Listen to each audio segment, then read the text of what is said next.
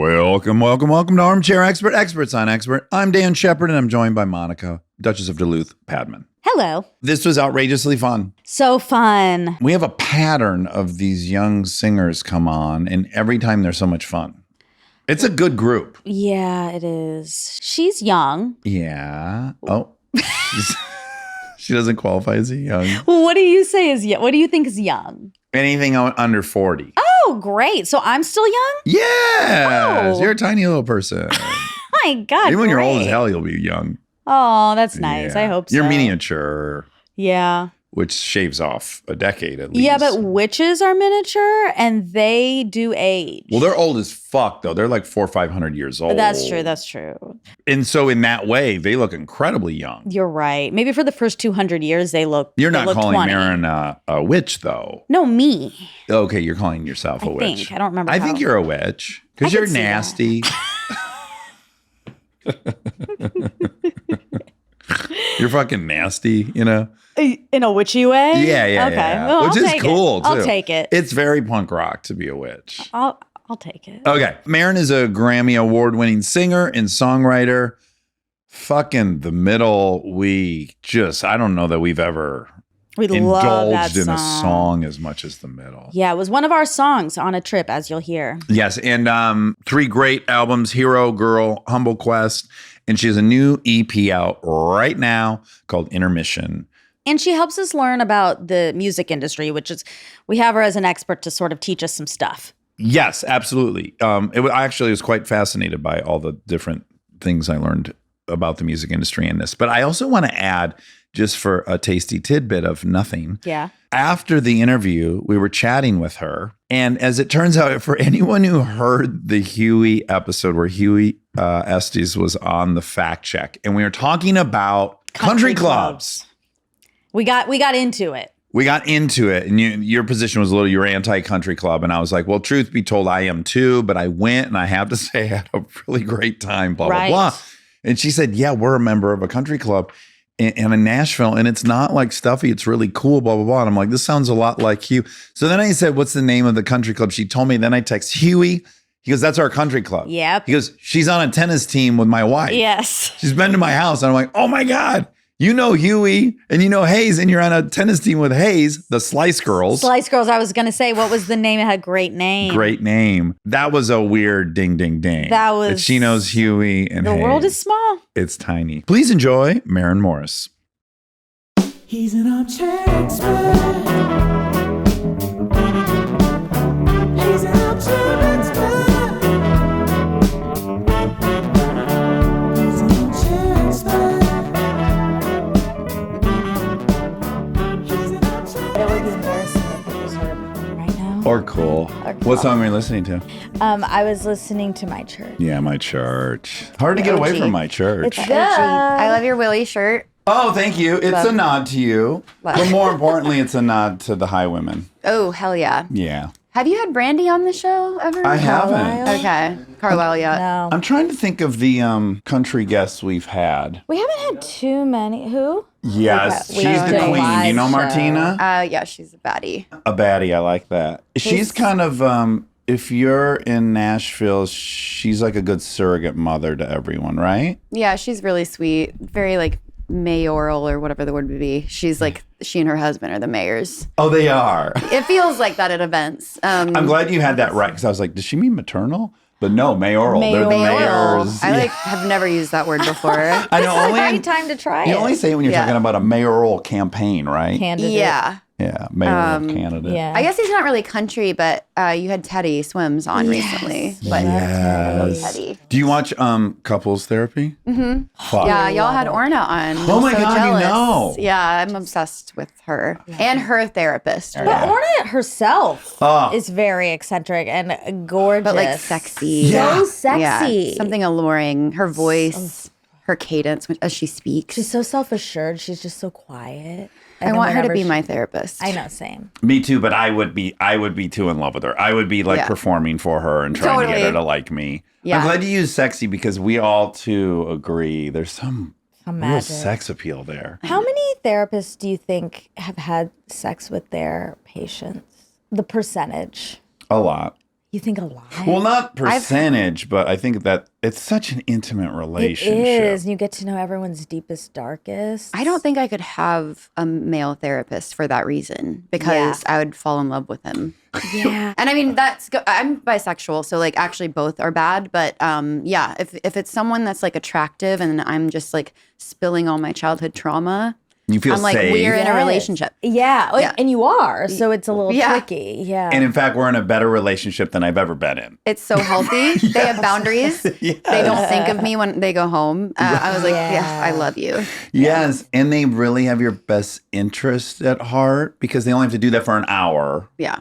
Like everyone could be a perfect husband or wife or boyfriend or girlfriend for 1 hour a week. Oh my God. You could nail You might that. have cracked the code there. Yeah, just be together for 1 hour a week. But over time and living with people and me, like I clear my throat so much, like however much you might like me if you're on the outside, live with me for 6 mornings and hear what happens in the morning when I start up. The spell breaks. I'm like an old car guy, you know, like wind me up and coughing and getting it going. And you'd be in the other Phlegm room it going out. like, it's not worth this. Yeah, the charm breaks after It does. It 6 does. mornings. And then you're just left with the coughs. You just, that's all you have. That's intimacy, though. It is. It coughs. is. It is. That's It the is. sweet part. Yeah. Toots, That's what they say on coughs. Good Yeah. Will Hunting. I mean, everyone tries to be cool and like, oh, you know, I'll Frida Kahlo this thing and just live in a house next door to my partner, Right.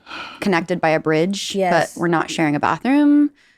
You go back to your place after we're done. They might have been onto something there for sure. Also, Diane von Furstenberg, I think, also had a similar setup with husbands. Separate living situations. Yeah, which is cool. I would have balked at that a while ago because I once balked at, I was doing a movie with a guy and he was telling me like, you don't live in the same room as your wife, do you? And I was like, of course I do. Why did I get married? And he's like, Right. no. He was talking to me like I was insane.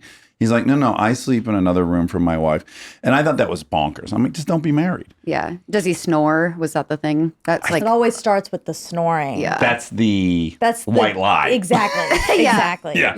Yeah. But I was very judgmental of it. But I have to say, my wife has been sleeping with our 2 girls. At this point, it just took over in the last year. She's been sleeping with them probably 80% of the nights. And at first I was like, this is nuts. I mean, I just live by myself. But then I was like, this is awesome. I live by myself. So every night I get in bed and I like watch whatever I want. I'm on my own little schedule. I'm like, I got to say, I still love the daylights out of her, but I'm not in a huge hurry. Yeah. So now that I've had that experience, I don't know, maybe a house next door is the way to go. But what have you done now in bed that you, I mean, Like a bad keep it, habit, I guess. You picked can up. keep it R, but not X. Yeah. Or go ahead. Who No, you cares? would think I went with self-pleasuring and stuff. Well, but I meant even more kinky. Like, what are you doing in bed that you couldn't do when she was there? Well, even though I clearly farted in front of my wife, Right. it'd be insane that I didn't. Yeah. I do try to keep a lid on it if they're problematic. Sorry, just No, back everywhere. that's good. That was my goal. Spit take, we want that. Yeah, always the fart culture that gets it. And let me be clear and very honest. If they're odorless, I don't care. Yeah, that's not a problem. But if they're rough, I'm not trying to put her through that. I'll get up and I'll walk to the balcony, and I have a whole thing I do. I go out and away, because I try to get it So away from. Shakespearean on the balcony. That's pretty entertaining for her because she's just in bed watching me in the balcony, and I'm going, you push it out and away. Yeah. And because I don't want to bring any back in. So when I'm by myself, Monty, not only am I making no effort to curb that, I'm Sure. probably trying. Yeah. So Yeah. yeah. That's fair. There's like a Sex and the City episode about this where it's just like secret single behavior. And it's like, what do you do when you're alone? And for me, like, I don't know if it's just an overactive imagination from a child, like, but I'll have full scenes with just myself. I'm my own scene partner. I'll do accents. I have a full like conversation with like an enemy in my head, and I'll do it in bed, like by myself, like, you know. Allowed? Yeah. Yeah. Well, I can now. I'm divorced, so I'll Okay. all You're day, free to. all night. Yeah. But did your son ever hear mommy like, who's mommy talking to in there? Who's There that? sounds like a lot of people in there. What's that bad British accent up the stairs? Who's mommy fighting with upstairs? Yeah, just herself, her own demons. Is So. there a theme that you're normally having fights about?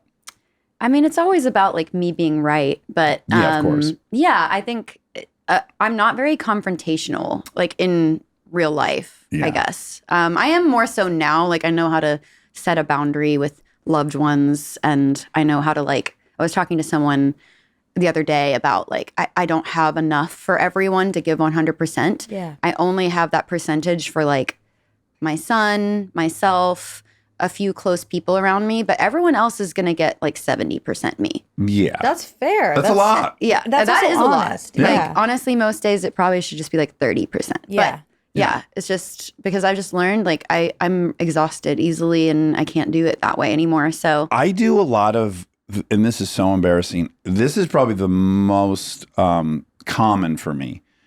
I imagine wanting to make a statement in public about an opinion I have, be it societal, political, whatever. And then I anticipate what the backlash is. are you like town crier in this Oh. scenario? Like got the Wonderful bell. archetype. Tell people about town crier. I just imagine you walking through these like cobblestone streets with the bell and like hear ye, and you have a statement to make to like a mass audience. Yes, well, I can be even more specific. My main preoccupation is like, and it's such arrogance, I think I can craft a sentence that can bridge the divide between people. That's generally what I'm ruminating on. Sure. It's like I can point out to these people that their thing they feel passionate about is very identical to this other thing that these people feel passionate about. If you take away the particulars, in fact, they're the identical arguments. And if I point that out to them, You can unify. they'll have some compassion for they're not going to agree, but they'll at least go like, well, I do know how I do know that feeling. That is the base of my position. And so I get, and then I craft this perfect sentence that's going to heal the world. And then I wait for the backlash. And then I rewrite my initial sentence. Oh, that's right. They're gonna kind of outfox me on that. I got to and that'll just go on and on and on. Yeah. And then I remember no one's gonna ever listen to anything I say or change their opinion. Yeah, well, what do you think's going to happen when, because I think it is possible to have compassion for something you don't agree with or whatever, but then what? So everyone has compassion, but they still have their beliefs. Yes, I'm trying to take it out of the realm of emotion and in-group, out-group and make it an intellectual disagreement. Like I said the other day, it's like no one that's arguing for Kantian philosophy against someone that's arguing for utilitarian philosophy. Neither side's going, that side's evil. They're going like, yeah, I don't agree with that. But I also don't think you're evil. That's like a pretty solid point of view. I just don't agree with it. Like my fantasy is that we could just move it out of this emotional, identity-driven zone where you're fighting to protect your identity and just have it more like two intellectuals debating two ideas and maybe disagreeing at the end. Do you think some of that is because you are worried, like you protect the idea that there's no such thing as bad people a lot, which I agree with. I don't know how you feel about that. I mean, it's so funny. Like, I hate to always bring this back to like my new motherhood, because I think when you are taking it back to like the sandbox argument where I'm watching my son on the playground and you are, as a parent, you know, like a hawk watching them, but also letting it play out because you can't just control everything. And that's a good exercise. But you see children like their same age from different backgrounds, different homes, different like parental styles being little shits to your kid. And you want to like step in. And I only do when it's like clearly he's not sticking up for himself or what have you, or it's getting like really bully mentality. But I think people are innately good, which is like a very hopeful thing to maybe realize about my belief system now. Yeah, just it starts so early. Like the small things, the cracks and the ridges of generational stuff. And so it's so apparent when you watch kids grow up and like start to have verbal skills and like group mentality, bully mentality, peer pressure, this and that. So it's like it's very influential. Yeah. And I've been influenced like child to sometimes even now I'll be like, I always have to check biases, always have to check like my behaviors, because I think we all believe we're good people. Even Exactly. people that have wild things to say. There's a person there. Yeah. I agree. I think before I met Dax, I would have said there's things are a little more black and white and there's more good and bad. And I don't think that anymore after knowing you. I also don't think people are good. I want to say that feel inclined to What's say. a better word? Well, just I don't think people are good or bad. I think they're innately generous to their family members that are carrying on their genes. I mean, I just think biologically they are that to those people. And you see Protective. great sacrifice for their in-group. But I just think they're capable of all. And I think anyone that thinks they're not a product of their household, that they would be the exact same way and coming out of a different household is a little bonkers to think. Yeah. And even your friendship group, I see. Like I behave much differently. Shocker, here in Los Angeles than I did in Detroit. Yeah. And I could move somewhere else, and I bet I have another whole transition left in me. Yeah, I think we adapt to our environment. We're survivalists at the end of the day. You don't want to be lonely. So like we go to extreme lengths to not feel loneliness. Everyone is potentially swayable in that Yeah. way. Great transition, great segue into Arlington, Texas. Yeah. This is in the trifecta of cities, the Dallas, Fort Worth, Arlington. Metroplex. What do they call it? The Metroplex. That sounds like a cinema. I like Ooh, I that. love it. Phantom of the Metroplex. Yeah, I'm from there. I've lived in Nashville for 11 years though. So it's home. But mom and dad did the cutest thing because they named their salon after their two daughters. I think this is so sweet. The name of mom and dad's salon was Maren and Carson Salon. Aveda Salon. Aveda. Aveda. My sister worked there, She so I did, learned that. yeah. Oh, yeah. I grew up in an environment of a lot of talking, a lot of heart to hearts, a lot of goss. Yeah. And were you ear to the street? Were you like trying to hear all the hot stuff? I mean, I think from like 6 years old to I think I worked there as a receptionist until I was like 18 or 19. And when did you start as a receptionist? I think I worked there for 2 or 3 years Okay. before I moved. I had the idea of walking in and greeting a 12-year-old, which would have been so fun. Well, I mean, I was always there. Like Yeah. after Sweeping school, hair I'd and- sweep the hair. Yeah, I'd like restock the shelves. I'd break Did you down have boxes. crushes on some of the beauticians or hairstylists? No, I mean they were all like batshit crazy. And I don't mean sexual. I mean, like, it seems to me that there would be a lot of cool, younger, single women that seem to be stylish and fun. And if I were a young girl, I'd be like, oh, Susie's kind of awesome. Yeah. Oh my gosh. Yeah. I idolized them in a way, like the ones that would just go into the outside the alley of the break room and like smoke cigarettes between Yeah. clients. I'd be like, Yeah. that's me someday. And they all have tattoos and like crazy haircuts. Yeah. They're awesome in that way, but they're something's off for sure. And I just say that as like the daughter of one. It attracts a certain type. I'll say it. And Yeah. I actually love the type. But same with in show business, the hair and makeup teams that are in the trailers, there's a vibe. It's so many hours with someone for years if you have this like rapport and like clientele. So my mom, like some of her clients she's been doing for 35 years. Yeah. She's done their hair at their own like wakes. Like that's Oh my crazy. gosh. Well, Like, that's a call to get. it's crazy. Yeah. But I mean, seasonal changes, like moves, babies, all the stuff. Like I remember just knowing everything about everyone. Just Yeah. because they're not like shy about it. They're in the chair. They feel like they know this woman, like my mother, and they're just like spilling all of the tea. It's the original podcast. It kind of is. Yeah. Yeah. Oh my God, you're right. Well, but that's we just read or we just talked about this on Sync that apparently hairstylists that's the happiest profession because you know Oh, really? dentists are like The least. they're Right. not very happy, highest suicide rate, but yeah, It had to be sometimes said. you have to say Yeah. it's just that's the stat. Although we looked it up and that wasn't true. No, they're always in They're there. high. Yeah. But anyway, apparently hairstylists are on the opposite end. And this sort of makes sense. Community, Yeah. getting to know someone. Making someone feel beautiful too. Yes. Like they walk out with a new lease on life if they walked in feeling like shit. Like that's really a powerful thing to be in control of Yes. for someone's like day. Yeah, So- purpose. 100%. yeah. So I think there's a reason why like we trust all of them so innately. You should listen to the Jeremy Renner episode. The way he spoke about this, because he would do makeovers at the mall makeup. No. Yes, he he was amazing. like a highly At the skilled kiosk? and Yes. coveted makeup artist, and the way he would describe helping these women that came in feel their best was so sweet, It and I was. totally bought in. Do you think your mother had to ever fight the urge?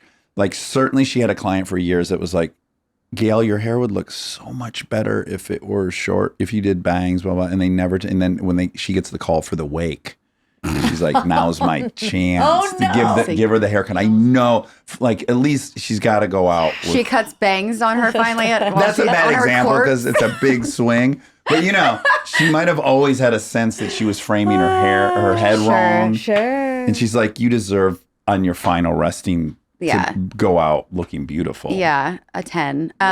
She's had to fire clients before. Oh, she has? Yeah. Because it got too murky, or they wouldn't accept her advice in the hairstyle department? No, I think just, at the end of the day, it's customer service. And it's very, people are so particular about their hair. It's not like your food. Exactly. It's like the way you wake up in the morning. It could be determined by a bad hair day or good hair day. And she has had clients that are like very high maintenance. There's like maybe two or three I remember. And my dad works at the salon too. So he's like the business portion and she does hair. And like, I just remember he had to call someone one day and this lady was just like hemming and hawing about like how my mom's schedule is never open enough for her and yada yada. And he finally was just like, oh, Linda, whatever her name was, I cannot manufacture time for you. Okay.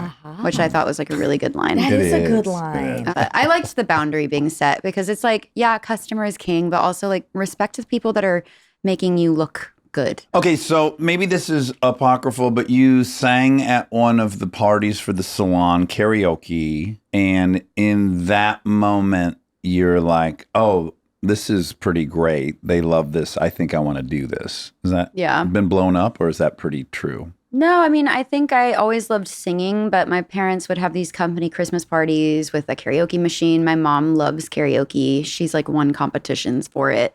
And I just like loved, I think I was going through my Wizard of Oz obsession at the time and singing Somewhere Over the Rainbow. I was supposed to be in bed because it's at the house. She's having all her like employees over. And I just snuck down the stairs and put that on the karaoke jukebox and started singing. And my parents still tell the story where they thought that it was an adult singing in the other room. Oh. And they're like, I think that's your kid. And it was me. And so I think that was when the light bulb went off for them of like, oh my God, we had no idea. Because I was like 10 or 11. It wasn't like 4. Yeah. So, I mean, yeah, that's kind of where it kicked off. And then. And your dad got kind of real supportive in a hurry? Yeah, my dad managed me kind of up until I moved to Nashville. So I would tour like through Texas, Oklahoma, Louisiana, any like honky tonk or barbecue festival or chili cook-off or like whatever needed live music. I would be the like singing sensation at 14. And what was the worst? Because I was in on the honky tonks, but when you said barbecue cookout, I was picturing outside a stage. People are preoccupied with the barbecue. And I remember doing improv at a festival, and there was a rock band on the next stage, and you couldn't hear us, and there was 5 people. It was like probably my darkest moment as a performer. Did you have any that were just horrendous experiences where you were singing all by yourself and no one was watching because it was a barbecue festival? Most of them. Most of the shows. It was extremely character building. I mean, my mom has footage of me because they'd bring the camcorder and set it on the tripod at the honky tonk or the chili cook-off or whatever.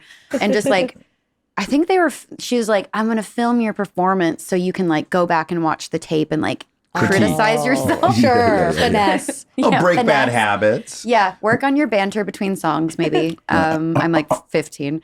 But yeah, I mean, it was hilarious. It's funny and obviously really triggering to watch those back now because I'm like, how did I continue having a love for this thing, like performing?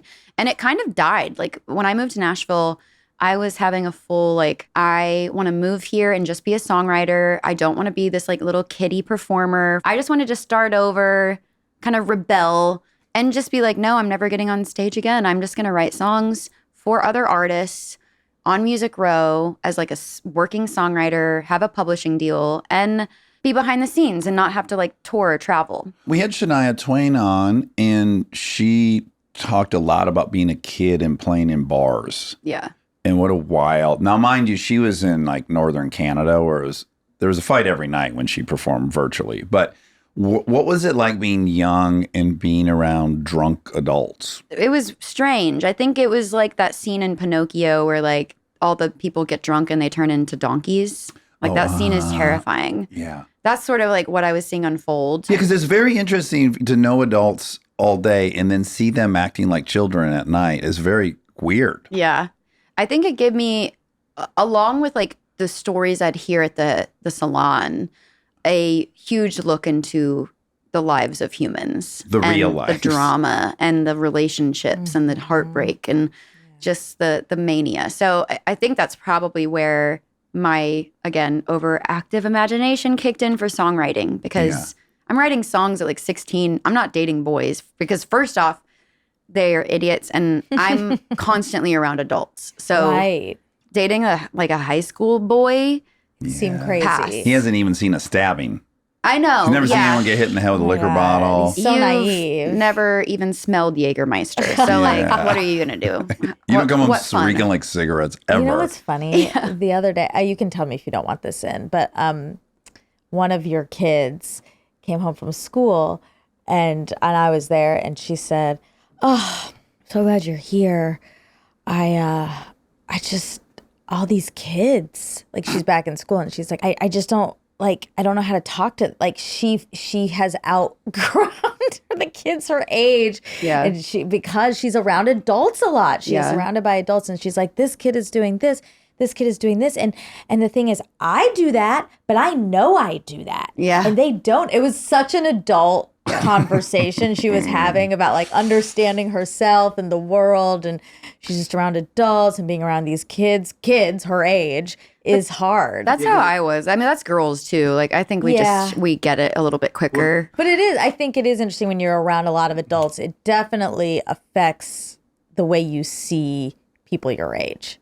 Yeah. Well, not to have a pity party for myself, but yeah, I would go to this kid's house and, you know, he and his grandpa had a coin collection. He had like wallpaper of antique cars on his life was just so innocent. I could see. And like at my home, there's a alcoholic raging in the household. And I just was like, I can't even relate to how simple and naive and innocent this bedroom is. Yeah. And the boy. Yeah. Yeah. And I guess there are pros and cons to both. It's not like a horrible thing to have to grow up fast, but it's also a sad thing to have to grow up fast. Well, you have to be like cognizant too of like grooming too, because I was like 14 playing in bars. And then like this boy who was 18, like started showing me attention and he had like just graduated and I was like still a freshman. And I was like, he was so into my music and showing me just a lot of like inappropriate attention. But I was like, I don't connect with boys my age, so I must just be interested in adults. Yes. And obviously at the time I thought that was really cool. And then like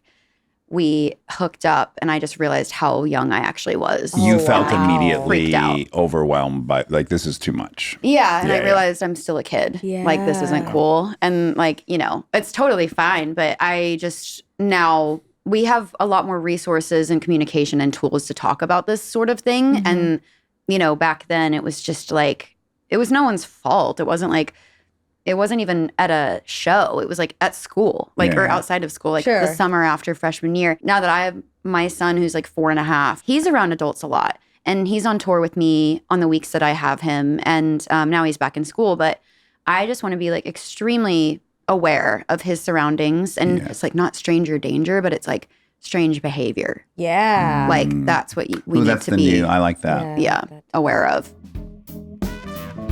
Stay tuned for more Armchair Expert, if you dare.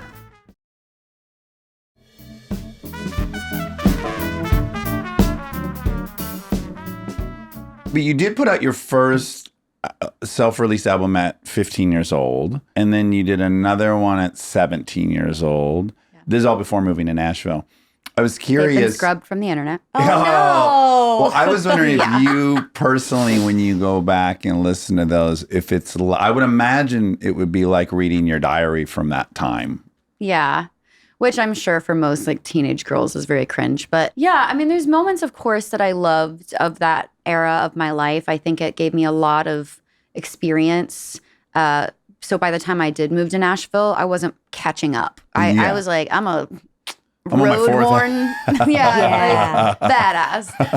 I don't blame my parents by any means because I think they were extremely supportive. But yeah, I mean, there were like things I missed out on. Well, what I thought immediately, because I'm egocentric, is I'm like, yeah, I could see this all happening with me and my daughter. Yeah. Like if she loves something, I would be like, let's go and I'll help you do whatever. And then I imagine at some point you must have felt like, okay, I need to do this without you. I need to be an adult. And I don't really want to do it in front of you. Yeah. Was there any growing pains with Dad having been so close during the initial stage of it all? I think like the cord cutting was me moving to Nashville. Yeah.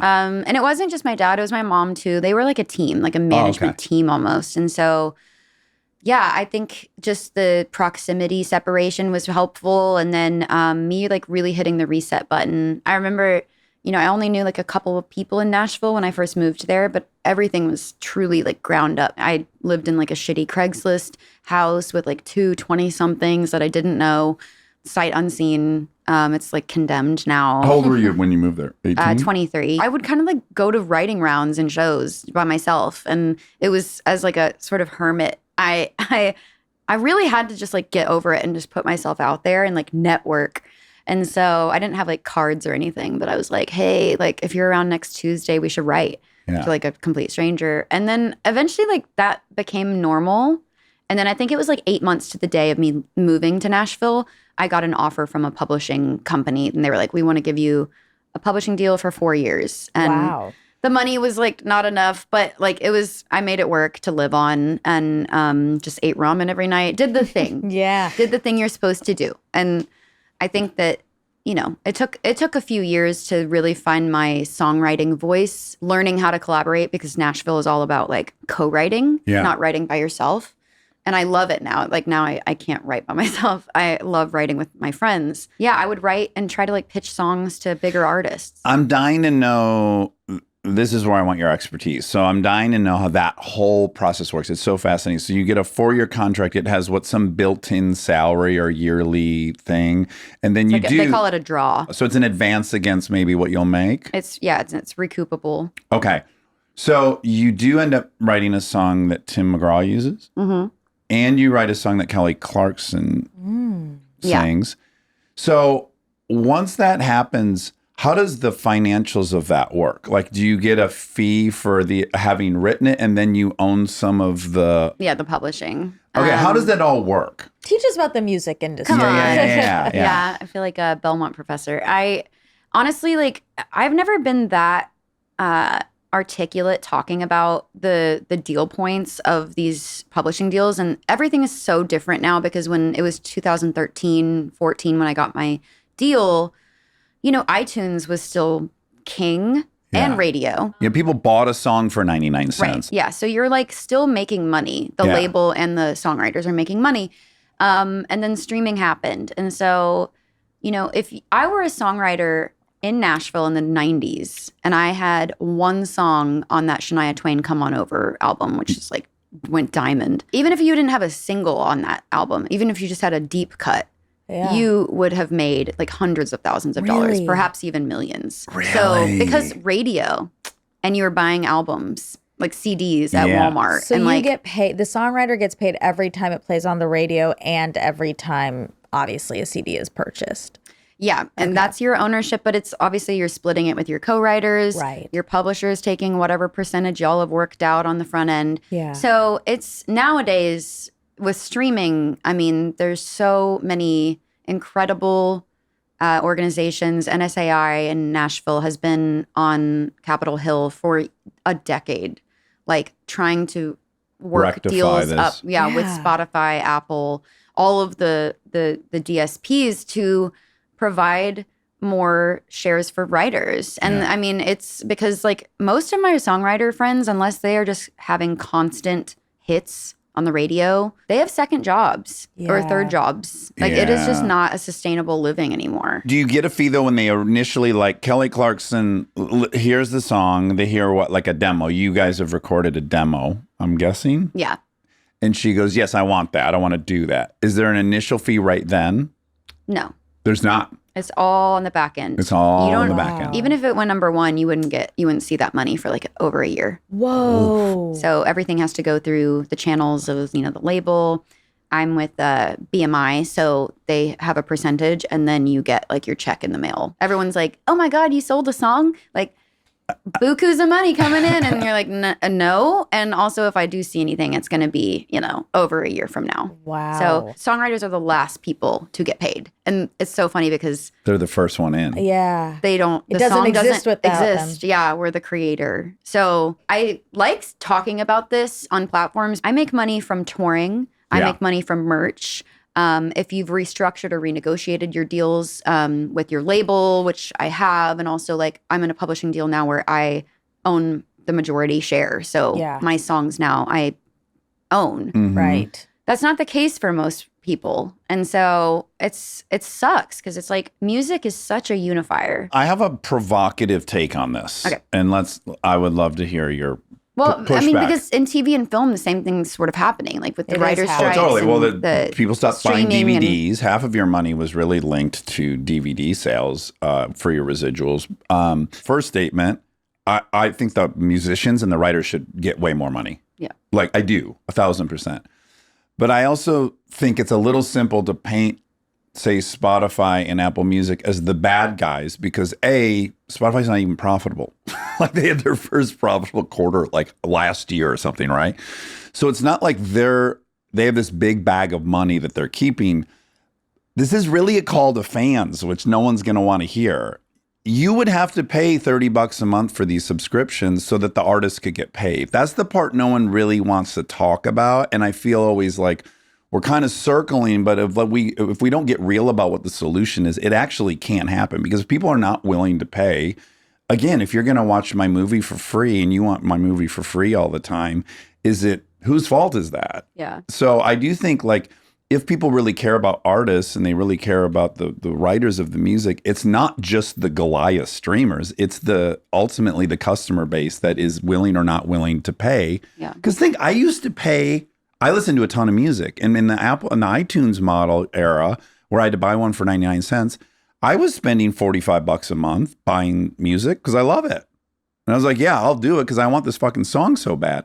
And now all of a sudden I'm like, no, I don't want to pay more than $9.99. I want every song ever written all the time In my pocket. In at all yes. times. The entire so world. like I think we're really critical. We're not really taking a ton of responsibility on the fan side and on the consumer side, and a little bit of it is us. Everyone could be criticized, but I'm not really just pointing a laser at like the DSPs like Spotify or Apple. Like, they've been great partners to me in activations and like playlisting and all this stuff, getting my music heard. They just help your tour business. That's all they can do, yeah. really, right? Yeah, but I think like, this is a much longer conversation and I'm probably not the most like educated person to speak on it. But I mean, like if we want to really have the conversation in the music side, like labels are taking the lion's share Okay, good. of Uh-huh.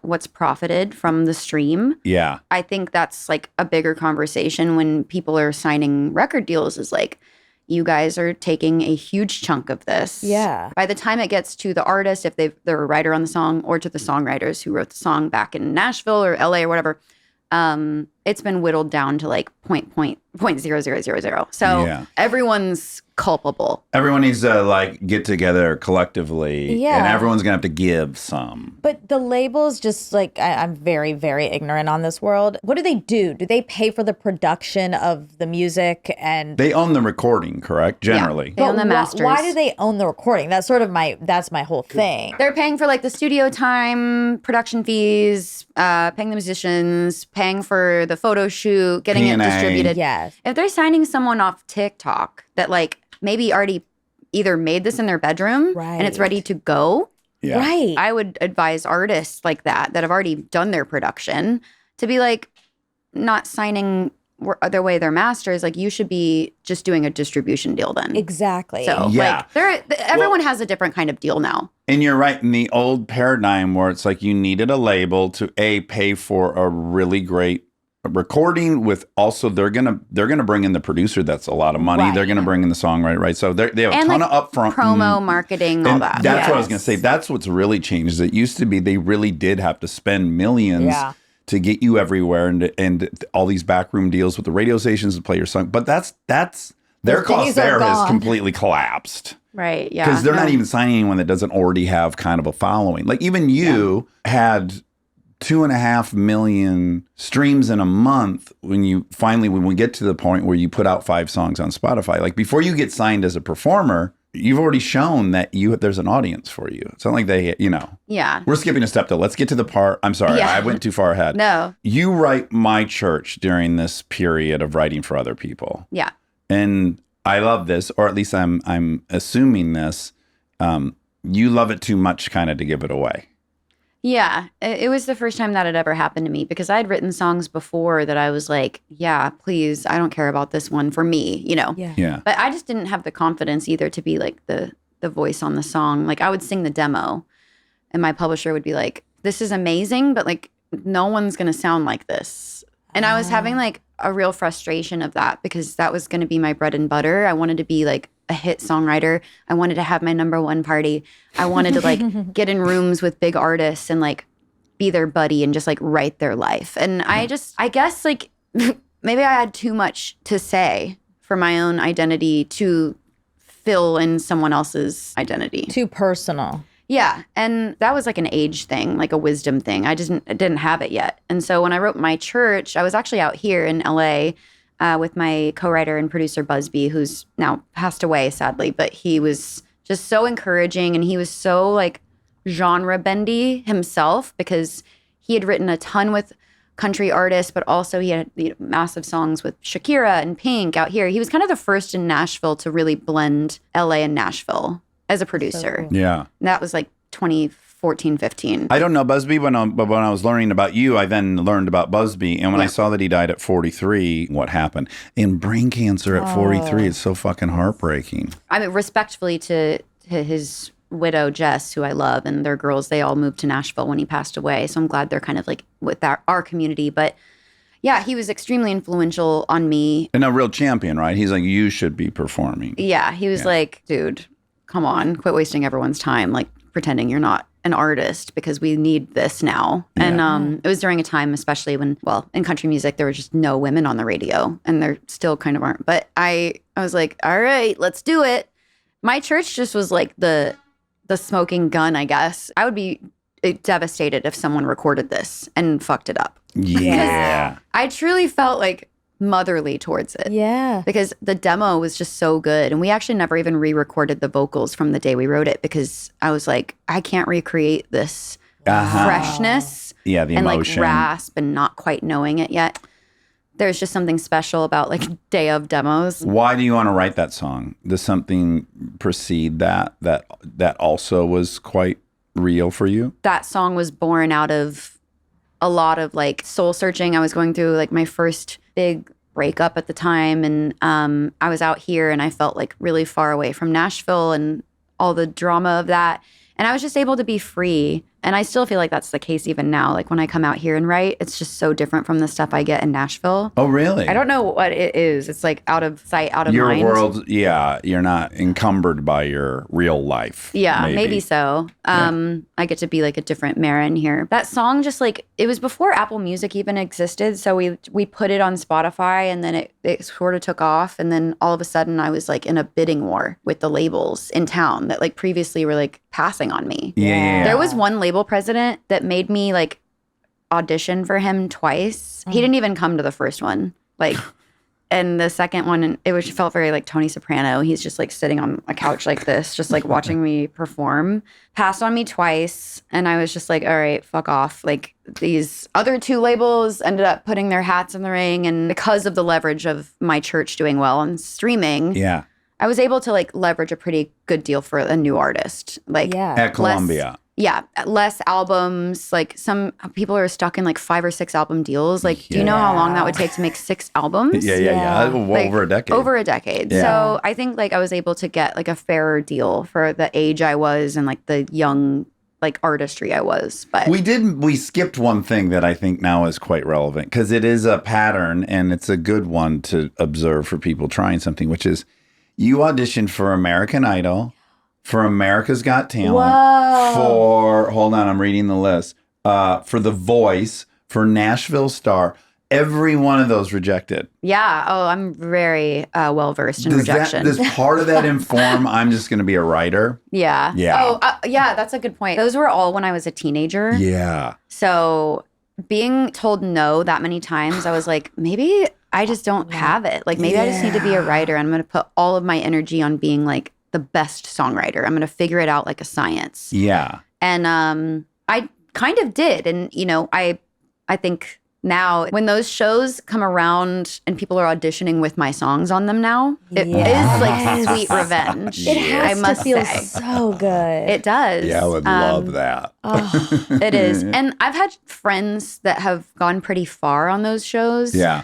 And all the respect in the world to them. I'm so glad I didn't go far. Not that it's like cringe, but it's just too much too soon. Yeah, it's a lot. It's like if you're a new drag queen and you immediately get on RuPaul's Drag Race. Like, Right. you're like, no, You're thrown in the deep end. I a need to little go bit. through the ugly drag phase. I feel like Alaska Thunderfuck has talked about this. Like, I miss ugly drag. Like when it's just bad before it gets good. Yeah. That's like same with artistry. It's like everything is so accessible now with TikTok. And like, I love TikTok. I'm more of like a passive follower of that platform. But I am so glad people didn't have to see on a large worldly scale my like shitty phases. Yeah. Just like the worst lyrics and whiny voices. And I would have gone into American Idol going like, well, I've got this because most of the people I see on the show haven't been performing for 4 years. They haven't put out 3 albums. Like I would have gone in really quite bullish. And then when I got rejected, I would have been like, oh, this is very, there's a lot of dissonance here between what I thought was going to happen and what happened. it's also television. So Exactly. Yeah. they're looking not just for talent, like it's sort of like a screamathon and like I'm not the belter. I think sometimes that's like what gets their ear there. And then also they're looking for like story. Yeah, absolutely. big like time. who's more traumatic for this show because we're going to like It's ratings. make a 4-minute package on this person and their You awful got to trauma. be rooting for them at the Yes. end of that. Yeah, so But I that's think easy to see in retrospect. But when you're in it and people are saying no to you over and over and over again, there's no way at that age, maybe any age, but at that age that you aren't affected by that. Yeah. I mean, I auditioned in the cattle call like stadium audition for American Idol where it's like you're not seeing the 3 judges, you're just seeing like because there's 20,000 of them like Right. entries. So they have to weed through us all. And you just get like 10 seconds to sing for some like 22-year-old producer. I sang Sweet Thing by Shaka Khan and that's still my karaoke song, but Oh, sweet thing. yeah, I love it. And Oh, what I a goodie. really did a great job. I can honestly say that. Yeah. Go It ahead, was- I'll let you sing it. I will love you anyway. Yeah, anyways. Even if you Cannot cannot stay. Let's harmonize. Oh, I'm the worst singer in the world, and I live with 3 great singers. It's extra cruel. Okay, so when you're 26, you're now signed at Columbia, and then My Church comes out, and you win a Grammy. So this is again talks about the highs and lows and like the light switch. Like for that song to come out after just deciding I'm going to give it a shot again as a performer, and then you win a Grammy. Was that hard to integrate? Like, was that hard to accept and be present for and believe even? I don't think I processed any of it for like 2 years because that whole next year was just insane. It was turbo speed, like Grammys. I'm performing, not just nominated. I won. And then like I won Best New Artist at the CMA Awards and I performed with like the McCrary Sisters and the Pres Hall Jazz Band for My Church. It was just like so iconic to me. And then I wasn't expecting any awards, but then everything just happened. And then we're doing like SNL and it just didn't stop for 2 years. And so no one can process any of that. Yeah. Even at like the age I was like 26. Imagine if I had been like 19. I know. Oh. I'm It's glad I almost was at least sad. like a little bit older and like knew who I was as an artist. The night before the Grammy Awards, they have the Clive Davis party Uh-huh. and all the new artists nominees play it. And so you're like meeting Clive Davis and you are performing with like the Ricky Minor band and like that's Whitney's band. It's like, and you're at the Beverly Hilton. It's just like insane. But I remember I was going to sing My Church and I had my guitar and the show happens, like the ceremony and at Clive's. And it's like lovely, but like right in the front the tables because everyone's eating. It's like P. Diddy and like John Legend and like all of these people. And this is like 2017, early 2017. So a lot's happened since then. Yeah. But, Meaning you weren't like terrified out of your mind when you saw P. Diddy sitting that close to you? well, I was for different reasons. Yeah. Didn't know all the other stuff yet. But no, I just remember like there's like obviously insecurity because you're like, I'm this like country bumpkin playing here tonight. And then like right after me is Chance the Rapper. Because like he was up for Best New Artist. Everyone seems so confident around you. Yeah. And like I'm holding it together and I'm like, look amazing. And I'm like, my first Grammys. I'm excited and everyone's just being so like supportive. But I remember like I performed and the people like gave me a standing ovation, which was really sweet. But like the only person that stood up at that front table was John Legend. And I just felt like, I love you. Thank you, God. But I love you for life. Yeah. Yeah. And do you feel like at this point, though, you believe that you deserve to be there? Or do you still sometimes struggle with like fraudulence? Imposter syndrome. Yeah. I think I'll always have a healthy dose of that. Not enough to be crippling, but I still have like stage fright in some ways too. I think it's just like, it's such an amplified version of myself on stage. And I do, after the first song, just like truly ascend. Yeah. And meet some sort of spirituality within it. But yeah, I think like there's always going to be a neurotic element to me. I don't know if it's like a female like diminishing myself thing, like make myself smaller. I don't deserve to be here bullshit. But like, yeah, I do struggle with that of like, is it enough? Yeah. Am I enough to be here? Was there a mistake? Yeah, exactly. I do wonder just personally, because I struggle with that all the time where I think like everyone's just wondering like why is she here or why is she sitting there? And sometimes Why that's is she- true. And no one's thinking that but you. Well, but it's when we were in so- India, I think people were. It's fair to say people were thinking that. About me? Us in India when we were. Oh, but that's different. No, I was mean, just saying like, sometimes why are they here? objectively. It's an inappropriate well, that question. is why were we there? That I still don't know. That's a different type of thing. But Yeah. I mean here and like, there's different phases of it, but I thought recently in the past couple weeks, because we're now doing video and it's a whole thing. And Sure. And I'm like, man, I wonder what I'll have to do in this life before I feel like there's an answer for why I'm here. Like you graduated finally. Yeah, and I think maybe the answer is I can do everything and I will still feel like that. Yeah. Well, what I would argue is because it's a fear and it's based in insecurity, it's actually not tethered to reality. It's like Right. something you have to decide, crazy enough. I mean, maybe some people like Gandhi level will be just like, and now I've done it. Now I can Yes. chill. It's crazy, like the burden of work you feel like you have to do on yourself to just like check these boxes. And then you're like, wait, did I have to like take up all these hobbies and like do this guided mushroom trip to feel like I finally did the work on myself? It's exhausting to be just okay. To just not be bad. Yeah. Wait, before I forget, I have to tell you, we have met before. Oh my God, good. Just tell me. Okay. So it was the Super Bowl in Minneapolis. I was sitting next to you with my ex-husband, and you were with Andy Lasner. Oh my God. Well, it would make sense I wouldn't remember because I was, that was such a shot out of a cannon, go to the Super Bowl. We were in Turks and Caicos. Yeah. And I got a call from the Ellen team going, will you go to the Super Bowl Yeah. and do a thing with Andy? Yeah. And I'm like, I'm in Turks and Caicos and I have shorts and t-shirts. And Go it's to the negative coldest place. 30 degrees at that thing. I'm like, you guys are going to have bought me clothes. Yeah. Do you remember all that? It was for chips though, wasn't it? No, it was just for Ellen because I was on Ellen so Because you often. also went though. for chips the chips. next Super Bowl. Got it. Okay.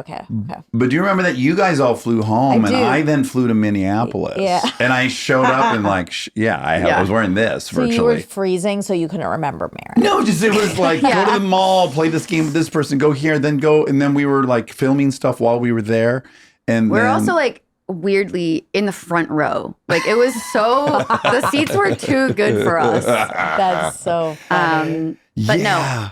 Okay, then was I now continue? You were very nice. Okay, good. Just like I'll set your mind at ease there. No, you and Andy were so sweet. And then I think you like bonded a little bit in conversation with my ex-husband who's from Michigan as well. So he's from Kalamazoo. I think y'all talked about Shinola.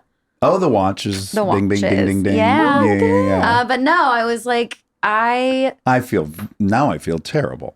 No, I mean, But I I'm think I'm relieved. it was I like was 2018. It was like 7 years. It was a long time ago. nice. Yeah. But And I had just been on the beach like hours before. you were lovely. Okay, good. You were such a gentleman. I just remember that night was so hilarious because we like dipped out after halftime because I get anxiety about traffic. And the hotel that they had put us in was like 30 minutes away. And I just remember we watched the end of the game like in the hotel bar. Yeah. And it was this atrium of this like not very nice hotel, but I just remember they had stuffed all the like celebrities there. So it was like 2017, 2018, it was like Pete Davidson was there. And we were sitting like seats down at the bar from JB Smoove. Oh, yes. Fun And guy. Ryan, my ex, and I are like massive Curb fans. Yeah. Yeah. And he's with all his friends. And he's like, they're like, we're like eavesdropping. They're waiting because he has a Super Bowl commercial that they're waiting to watch live. Yeah. And I just remember he went to the bathroom. While he was in the bathroom, it came on the hotel bar TV. Oh, Always. And his friends were hysterically laughing. And he finally, like, came back after like 15 minutes. And he's like, yeah, and he's like, they're all giving him shit. Was he and he's sweaty? like, he's like, I missed it. It was just so Oh, that's memorable. funny. But yeah, that was a good Super Bowl. Well, then that's good. Then okay. Yeah, because when we first came in, I introduced myself, and you Nice said to nice meet to see you. you, and I thought you were just big timing me, like you meet so many people, you just got to play it safe. Maybe we I'm haven't met, but as it turns out, I was inadvertently big timing you, but I wasn't meaning to. Okay, because we did have a guest on who claims that I shoved her and her husband when we met. Oh. Yeah, you don't think it's true. I don't think it's but true. it's a he said, she said, and we'll never know. Yeah, I definitely probably think I think for sure I put my hand up, kind of a sitch, but throwing a woman into a wall seems a bit I of a don't stretch. think you for me. threw Set her a to the character. wall. But maybe you accidentally kind of because you were so frazzled in that moment. And I believe you were so frazzled in that moment hearing about the moment. Because you were in protection mode, Kristen. Yeah, I'm sure I was aggressively telling people they couldn't come into Oh my the. God, my collar was up this whole time. Rob, you're supposed to yell avocado. Oh, Rob, he was so busy. He's like put a new lens on my camera. You see how busy he's on my I didn't camera? even clock it though. Maybe it's the stripes. This is totally Yeah. unrelated to anything other than hurting someone. Did I tell you about what I did to Delta the other day? No. Airlines? Oh my God, Maren, this was so. her Eight, daughter. nine, yeah. Oh, it was like Delta Airlines? She loves when we fly Delta Airlines. Yeah. Yeah. She tells people this is my name. Yeah. We went to her older sister's barbecue at her new school, and then she had to go to the bathroom, so I took her to the bathroom, and then we were walking by the gymnasium, and there was basketballs in there, so she's like, I want to play. I go, great. We've never done that. So she's shooting, we're shooting, blah, blah, blah. So at some point, she gets under my legs, and I'm going to fall on her, and she's now on the ground, she moves, and then I'm trying to step out of the way. I roll my ankle, just immediately like, kink, and then I drop. And you guys, I fell. I'm 200 pounds. She's 9. I felt full weight on her chest. Oh no. And she let out a squawk. She was like, Yeah. And I was like, oh my God, I've crushed my baby. It grown was man. so terrible. Almost worse than her getting crushed as she got up. And of course, she wanted mom immediately. I was not going to be able to comfort her. I Yeah. just almost killed her. So she runs out of the gym, and there's all these women just watching. That moment, I was like, oh my God, they think I'm a terrible called dad, that I got child competitive or something protection. playing basketball. Oh, no. She was fine. She told me 12 minutes later she actually felt better having had it happened. That was her conclusion after 12 minutes, and she got her cries out. She was like, I actually feel better than I did before that happened. I was like, okay, thank God. My ankle's swelling up. So. Interesting. Oh no, that's scary. Stay tuned for more Armchair Expert, if you dare.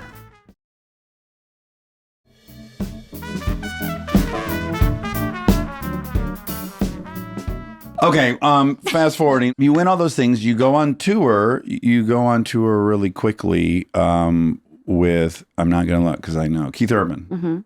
So these are big shows, right? We were a little spoiled at being our first tour because Keith is so amazing and his tour machine is so well oiled. Like Yeah. he is like the best catering.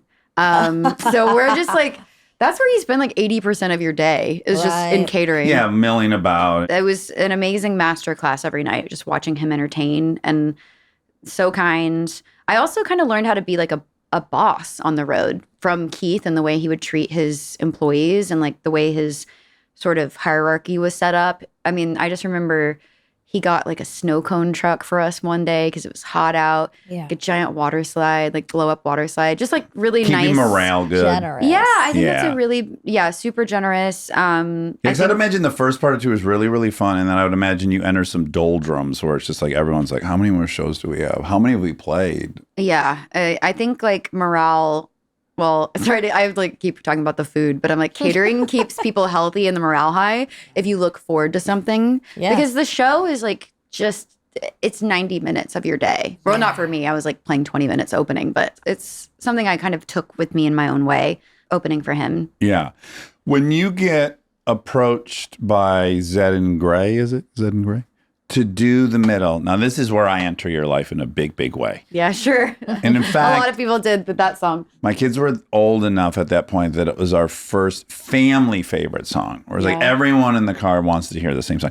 And then also one of my favorite memories, Monica, I remember being in Austin. Yeah, it was like the theme song to our Austin trip, which was one of our first live shows. in one of our favorite trips. And I remember being in the car just blasting. One of the few times you hear Monica singing at the top of her lungs in the back it's a good seat. song. It's a singable song. Yeah, So good. something's in it. How, Yeah. When they approached you, were you immediately game or were you hesitant because you wanted to be writing your own stuff?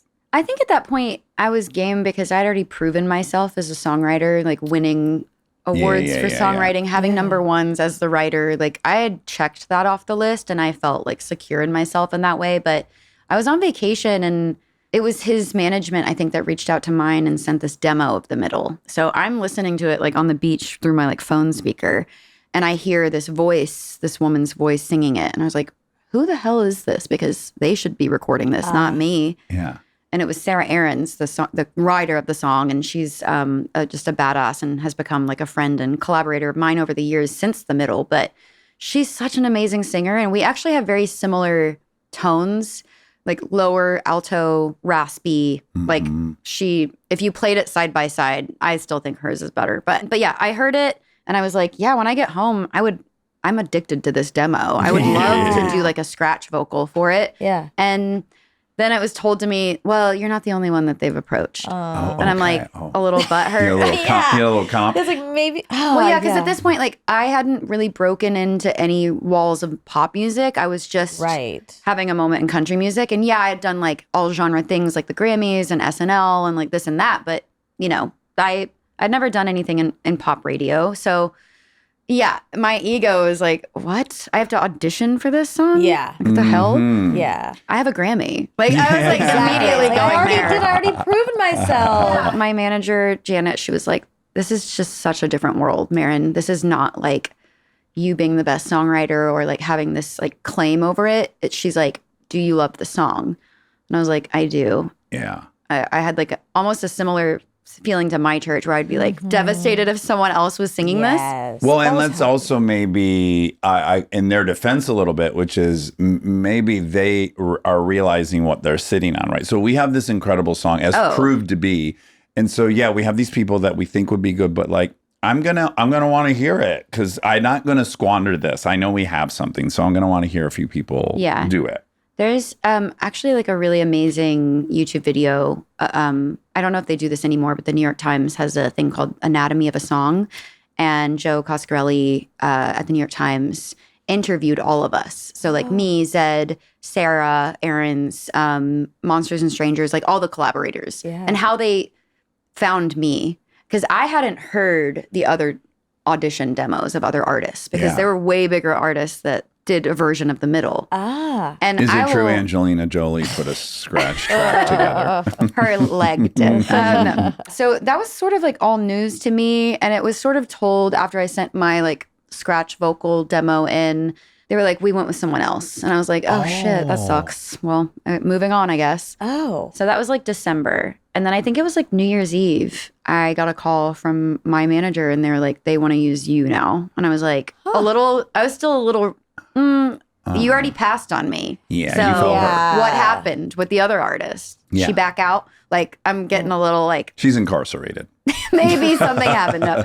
But you're a little like, stop like yanking digging me around. Yeah, exactly. Yeah. Again, I had to be like humbled, and my manager is like, listen, put your shit aside because this could be huge. Good advice. I know, Yeah. because I was like, get out of your own head about this. It works differently in pop than in country music. So I was like, got it. And Oh, thank God. Yeah. Well, of course, like New Year's Eve, we're like, sure, let's do it. Anton or Zed's going to fly to Nashville. We're going to do like a proper vocal. We did that. We've met finally. Yeah. And he's so lovely and so professional and just like savant And level. probably a whole court case you had in your head all went out the window once you met him. Oh, neutralized. Yeah, you're like, oh my God. He's He thinks so I'm not nice. this. And I'm, and you're like, Yeah. oh, this is a nice guy. And I never like met a DJ also, so I was like, I have no idea what to expect. Yeah. But Yeah, he was yeah. so sweet, and just we knocked the vocal out. He flew back. I think they sent us like a mostly finalized version of the song like 2 days later, and they were like, oh, by the way, we have this giant like brand deal with Target. They want to do this massive music video with like Dave Meyers, and they want to premiere it at the Grammy Awards. And I was like, it feels like I always say it's like the Josie and the Pussycats, where it's like they're number one in 2 weeks, and like everyone they're famous overnight. Yeah. It'll never happen again. well, that's what I that was going way. to ask Yeah. is like, you'd already had a really good dose of attention and you won a Grammy and you're touring in front of a ton of people.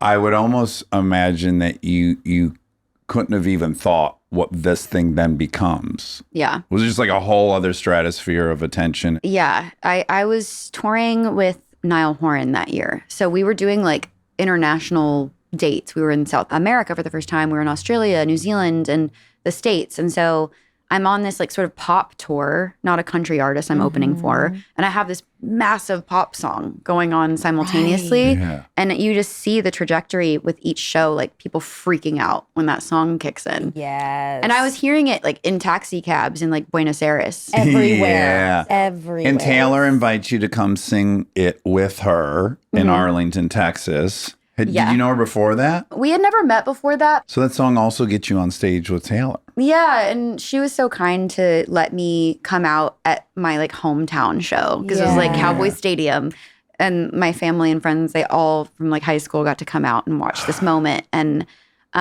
yeah, but no, the song for sure like changed my life. Speaking of the Dallas Cowboys, did you watch the cheerleader doc? Mm-hmm. Wow, we loved it. We were obsessed. It was really, I mean, hard to watch too.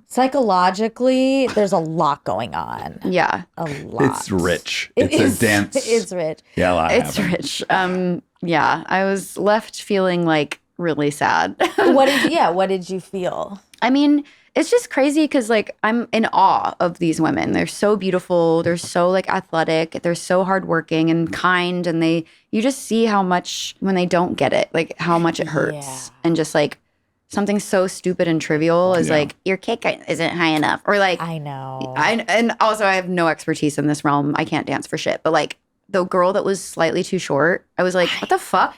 Ari. I know that one hurt. Yeah, because Ari. that one Yeah. really Oh, sweet Ari. hurt. You can't outperform that. I know. And the thing And is, there's not a height requirement. well, that's the thing is, and I kind of see the pickle here because I think they do need a height requirement. If they For the need it to photo? look a certain way, then they need a height requirement. But I think in 2024, it's hard to do that. Maybe you can't. Like maybe Couldn't they have put her at the end?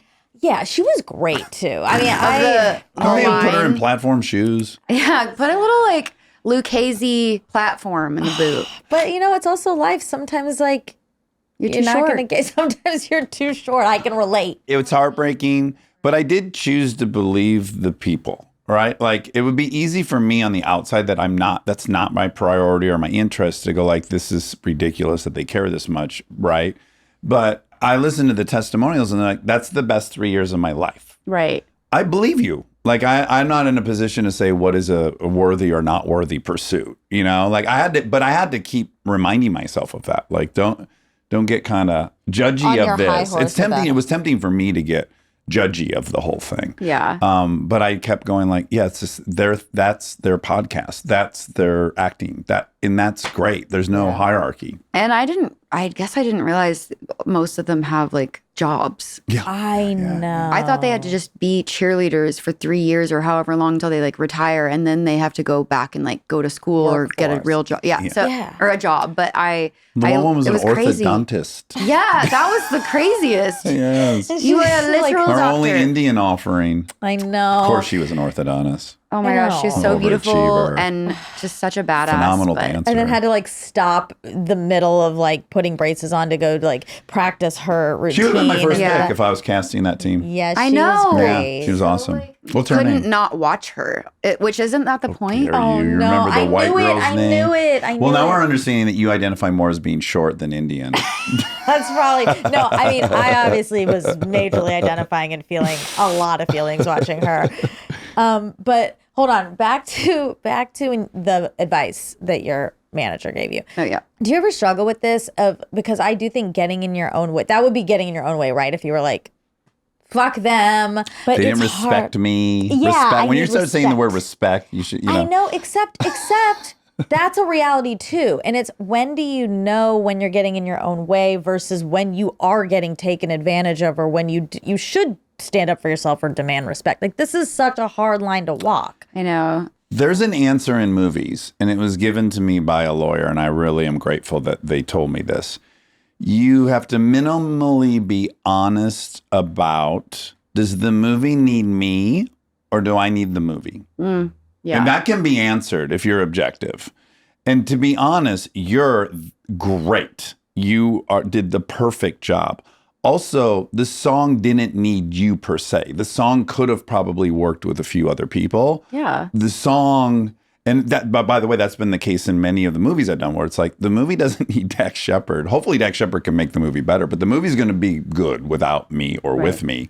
And I think there are times when it's like, there's no song unless I join. And those are the times when you're allowed to feel that way. And there's other times where like, yeah, this movie doesn't work if it's not me. Yeah. And I think that's what you're trying to figure out in life. Like, does this job need me or do I need this job? Well, I think that's like the ego thing too, where it's like, I don't want to come across as desperate for anything because Yeah. people can like smell that. Mm-hmm. And Stinky too. We don't like it. It's like, ugh, it's desperation's in the and my air. pride is too big to even do that. So it's like, get out of your own way. Thank God I have people around me to like truly guide me Yeah. and pull me back when I'm going too far. Yeah. Do you know when I've suffered from that and I've struggled with it, which I have so many times? Like I've had to go audition for things. I'm like, get the fuck, go watch the 30 movies. Like, you know, if I can do this or not. Go watch Punked. Oh, thank you. You probably need to watch a few more things before you cast me. But what's really going on for me is I hated having to prove myself. It was very hard for me to do. It took 9 years.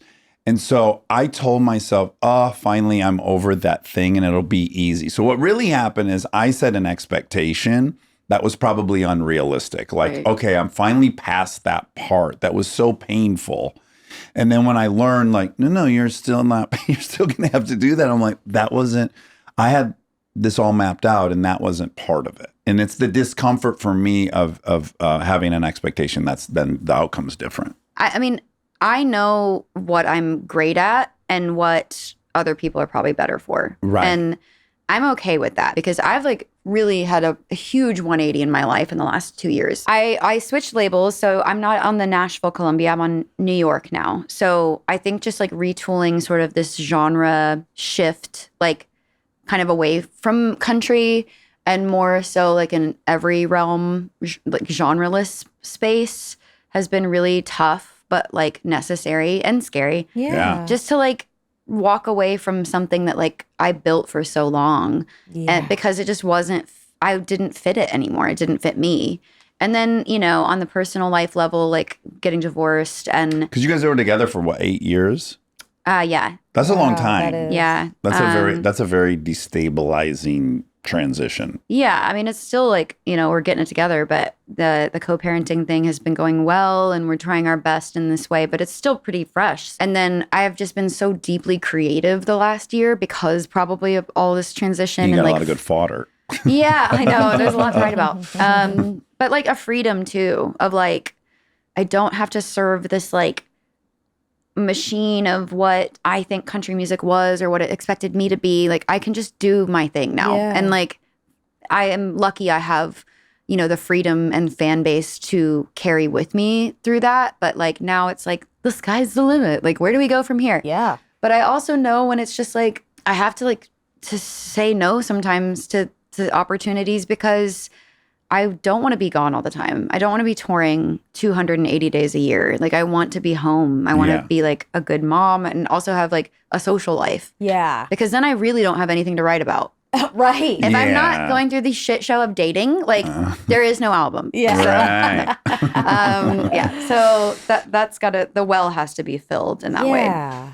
This will be the first time I ever try to do this. Sometimes I try to do it with just Monica and I, where on the count of 3, we say who the person most reminds you of. But I have a hunch that we'll be able to do it with all 3 of us and get the same answer. Oh my gosh. So this is basically a question of who do people tell you that you remind them of the most? Oh. Do you have I'm a scared. go-to? Of me? Yeah. Well, don't say it though. I'm just wondering if you get told somebody more often than another person. Are we talking like looks or vibes? Just the whole thing. Okay. Okay, I have a vibe one. It's not Okay. really a look one, but I'll still say it. Okay. Okay. 1, 2, 3. Selena Allison Gomez. Oh! What were you gonna say? I was gonna say Allison Roman. I love both of them, but I love the Allison Roman Who did you say? conversation. No, I didn't say you anyone. didn't I was gonna participate. say like Adele. I was like, I hope I'm that funny. I Michael know that. Jordan. Gomez. I can see that. I can see that. I Well, can you really would see you would that. agree that the voice, you already described it, the raspy kind of. Yeah. Also, just like We're she's both a Texans. cool, Yeah. and she's cool. But Allison I'll is take it. such a like cool. I think we could self-assured, swap you out awesome. in a scene of Murders in the Building, and you would, if it was a wide, I think we could get away with it. Be her older sister. Are you Right. older than her? I'm 34. I'm How old are you? 34. I'm 34. I'm 34 years old. She's younger than that. Yeah, I feel like she I don't is. Is she? Selena Gomez, 32. Oh, she's All right. drastically. We're good. And when's her birthday? July 22nd, 92. Because you're April I'm April. and she's July. Okay. Allison became my like COVID obsession, like cooking. Same. Yeah, I mean every. Obsessed. What's your favorite recipe? Have you made one that like you go back to? The one I can do without looking at it anymore is like the big ziti. Oh yeah, That's a good one. That's a good one. Yeah, Oh, she has she's so so many good. good ones. So I want to go to her little store in, is it like upstate New York? Oh, me too. She posts about it all the time, and I'm always jealous because I can't go. I'll never be in the area. Exactly. I'll yeah, never it's like be not there. in New York. It's not in LA. Yeah, Yeah. but Anyway, yeah, okay, I loved well, y'all's cool. conversation with her. There's one more. Me too. Mostly it made me so happy for Monica. It was a very vulnerable conversation for her, so that was really sweet that Yeah. she gave us that. And Yeah. she thanked Monica for being one of the only people in public that was still claiming her love for her during her canceled phase. Right. And I was like, that's right, girl. You stick up for people and Yeah, I like you. I'm loyal. Yeah. Yeah. For better or worse. People okay. make mistakes. you know? The only other song I want to ask you about before we talk about the new stuff is The Bones, because I love it's so interesting to go to your Spotify thing and look at the, the downloads and which ones are big. And your version of The Bones is the biggest, but also the other version is also quite big and in the top 5. How does one get the idea to like release one version, then at some point go like, you know what? Let's also do this again right now as a duet. How did that happen? So with Hosier, who I've obviously been a fan of for like a decade now, he's also on Columbia. My friend Rachel, who's actually in my band, used to tour with him. And then he kind of goes away when he's making records for years. And then he'll come back and tour for like 3 years. And then he'll leave for 5 to make a record. Kind of like Adele. But I think they were on tour and I was touring my second record. The Bones was now a single. And Rachel, my friend, was like on the bus with the whole band of his and him and was just like, Andrew is humming this song of yours. I just had to let you know he's a fan of it. And I How think flattering, huh? I know. And he's just like, that was years ago now, but I think we just reached out and was like, hey, this song's already on the radio, but they would love, like the label would love to have a different version of it. Like we're trying to push Cool. it to #1. And at the last second, like labels will be like, let's do like a feature or something just to like get some excitement at the end, the home stretch, if you will. So he kindly obliged and put a vocal on the second verse and just did some amazing like harmonies and ad libs the rest of the song and just like truly elevated it in a way that like I hadn't imagined it could be. Both are really great. Yeah, I don't think really one's love the superior. original one, too. Yeah, I don't think one's superior. They're both really great, and it's kind of cool that they can both exist at the same time and be really great. Yeah. And be different and the same. And then I think it was after COVID when we were finally able to tour again, because I hadn't even gotten to really understand or receive the love of that song live because it went number 1 in April of 2020. Oh, man. So I was like, well, So you've never performed it with him, or have you? I have now several times, but we did the bowl and the Hollywood Bowl? Yeah, the Hollywood Bowl, and he came out and we sang it. I think I say this all the time. The Hollywood Bowl is the most magic offering we have in Los Angeles. Yeah. Do you love the bowl? I do. Or is it not good to perform at? No, it's beautiful. Sound is great, especially for an outdoor. And then, but I love the Greek too. I was about to say, there's something very Intimate. special about the Greek. I do. Greek rules. Yeah. I mean, it's so amazing. Y'all have. 2 really cool within a mile and I a half know of it's each other. crazy, but Lucky. Yeah. no, and then he's just such a sweetheart. And like we just did this thing last year on CMT. It's a show they've done for years called Crossroads, where like 2 artists from different genres will do like a concert together. And cool. so we like, of course, did the Bones, but then we got to like, use each other's bands and collaborate on other work. But Nice. yeah, he's the sweetest human. But yeah, it's rare when you just like have an organic pairing. Yeah. Usually I feel like it's concocted in like a label test tube where they're like, Right. let's put this feature on. Yes. Yeah. But no, that was like genuinely out of love for each other's work. Sorry, I have one more question about the actual business. No more questions. Okay, bye.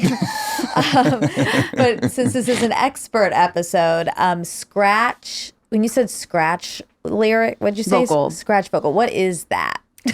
It's just a vocal that you put on that you don't like. I mean, you try to sound good, but you're not like going in and comping it perfectly, Okay. like editing it to put all the best, because you for a vocal, you do like 15 takes and then you copy Piece and together. paste, piece together the best, like airy, whatever. It's like super nuanced, but a scratch is like usually like a 1 take.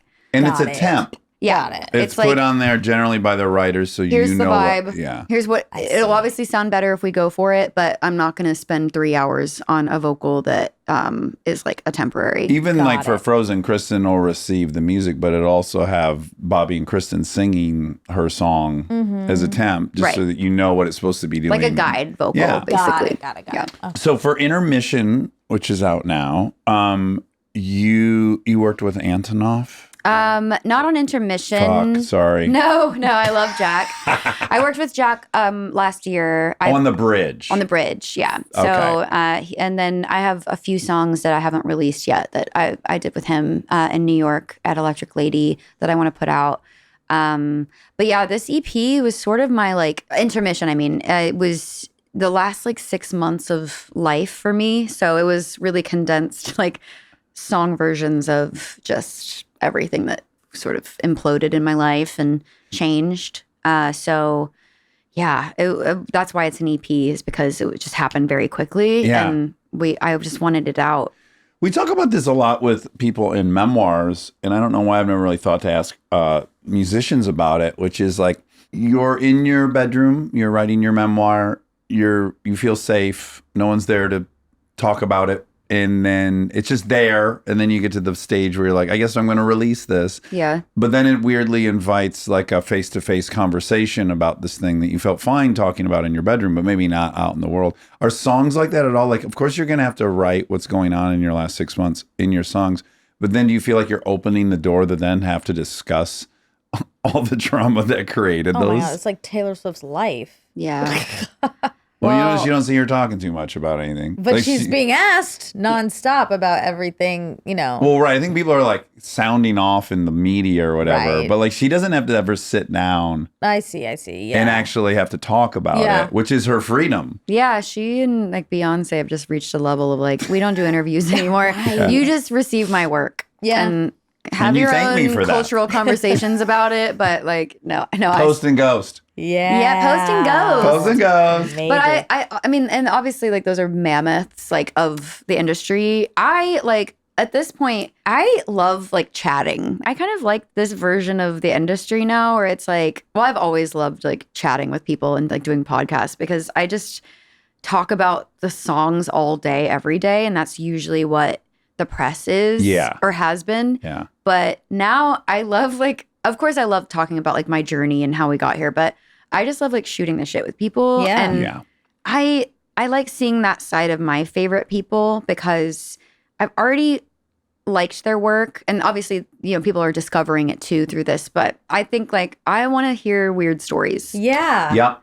I want to feel like we could have a drink together. Yes. Like that's where I'm at now because I can listen to your music all day. That's great. I'll support. I'll come to the show. I'll buy the shirt, but I just want to hear your like weirdo stuff. Yeah. learning- Like what happens in the bedroom when your partner's not there. Apparently, yeah. Now we know. Or learning about the two toilets. Megan Meghan Trainor. Trainor has 2 toilets. Her and her husband have dueling toilets next to each other. And that's So like they an can go at the invention of same hers. time. So that if he's peeing and Facing she's each got to other? pee, that would be cool. Yeah, No, but I think no. they're just side by side. Side by side. But again, what a lovely thing to learn. That's so much more interesting than Wow. probably anything else. process. I thought the toilets would be like infinity symboled. Like you're looking right here at the person. Like Right. Like face, like my Well, face. but what you're pitching too with the infinity symbol, you'd be back to back, I so guess. the tanks would be touching. That might be cool too. Like, kind of cute. how's it going? You cheek to cheek. talk, you know,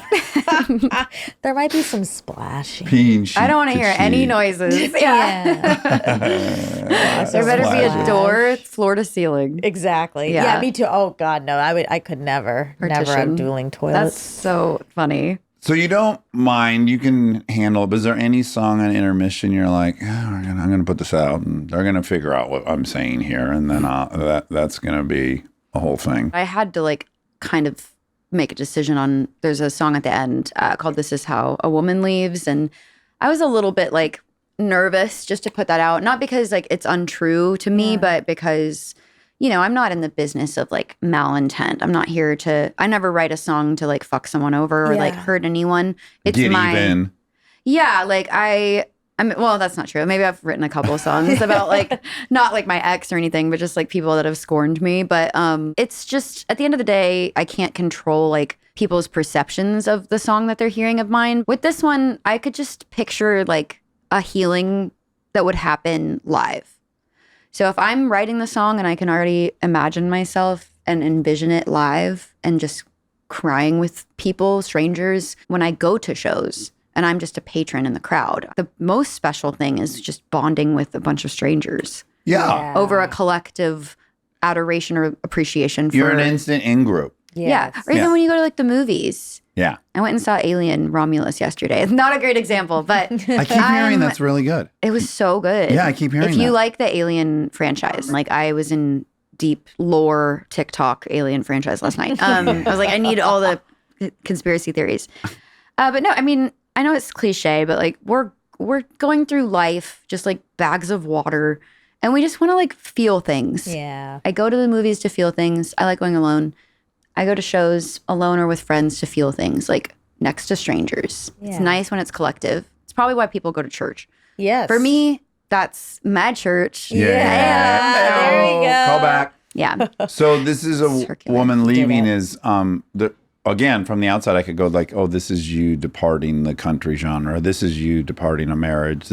But does it even matter? Are they all the same? I mean, yeah, it's a break in the act. I mean, and that's why I named it Intermission, because there's more to come. It's not the full book, but it's a chapter. And I like EPs now because it's so much work to make an album. And by the time it's out, you have already processed all of those feelings in the songs for the most part. Yeah. Maybe they can come back around and have new meaning, but I liked this EP coming out as I was still in the thick of it. Yeah. Because now when I perform it, I'm like truly, well, I don't know how much pain I'm causing myself in the moment, but Yeah. I'm feeling it as it's been written. You're still there. Yeah, to I'm some still degree. there. Yeah. I'm also just like not in a rush. I'm like dating again or dating for the first time truly. And it's It's interesting. Are you on like Raya or one of these cool dating apps for fancy people? You are. You're afraid to answer. Yeah, I am. Well, Can I look at your thing? I Oh, want the to. profile. should we go through it? Well, just I I'll want get kicked off. I want to. I've never been able to go. I want to like You want go. to swipe? I want to see who's like on You there. gonna see any friends? Have you like?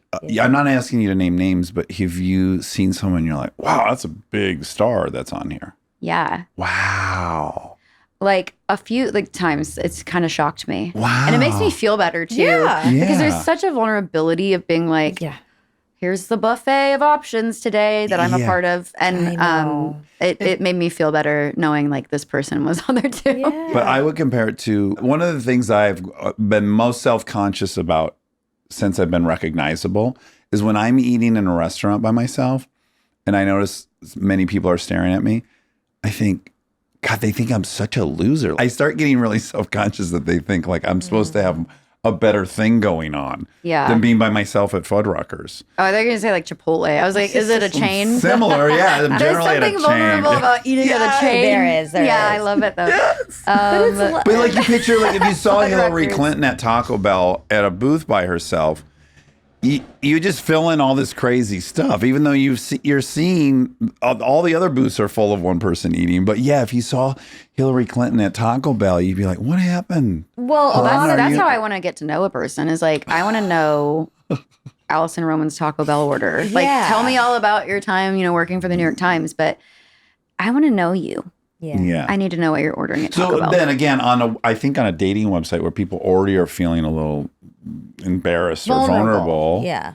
Well, don't you think embarrassed is a fine word? I mean, a real word like. I felt embarrassed until I saw that person on there, and I was like, "Wait, what?" I also didn't know she was into women. I'll tell you after. Oh, yeah, I I'm can't dying wait, to I can't know. But I didn't feel embarrassed after that. I was like, "Oh, we're just people that are Yes. busy, Everyone's just and it's hard to meet people in this like industry and line of work if you're always traveling, touring, and like, add in the element of like kids, and it's just it's tough to meet people, and I mean, You have to. This is how it's done. Like it's not Yeah. even. It's not embarrassing. Like objectively, it's not. It's just how people date. I just think if you were on like Bumble and you're Jennifer Aniston, you're probably like, man, people are gonna think, I think it's Yeah. harder. It's about other people's perceptions. It's not about you, because obviously, if you want to be on there, you want to be on there to meet people. But it's like, oh, it's the Taco Bell thing. Like, what are they gonna think about me? Which is already a problem, right? Because you know why you're there. You're there because you're waiting for something for 20 minutes. Like you're in between things, and you're Yeah. at Taco Bell for 20 getting minutes. my and you know Baja why. Blast. Yeah. Yeah, exactly. I like it here. Yeah. But as soon as It's a you good start, place. it's I love my that we're favorite like restaurant. sponsored by them on this Oh, show. we should. Yeah, We should come on. reach out. Stay tuned for more Armchair Expert, if you dare.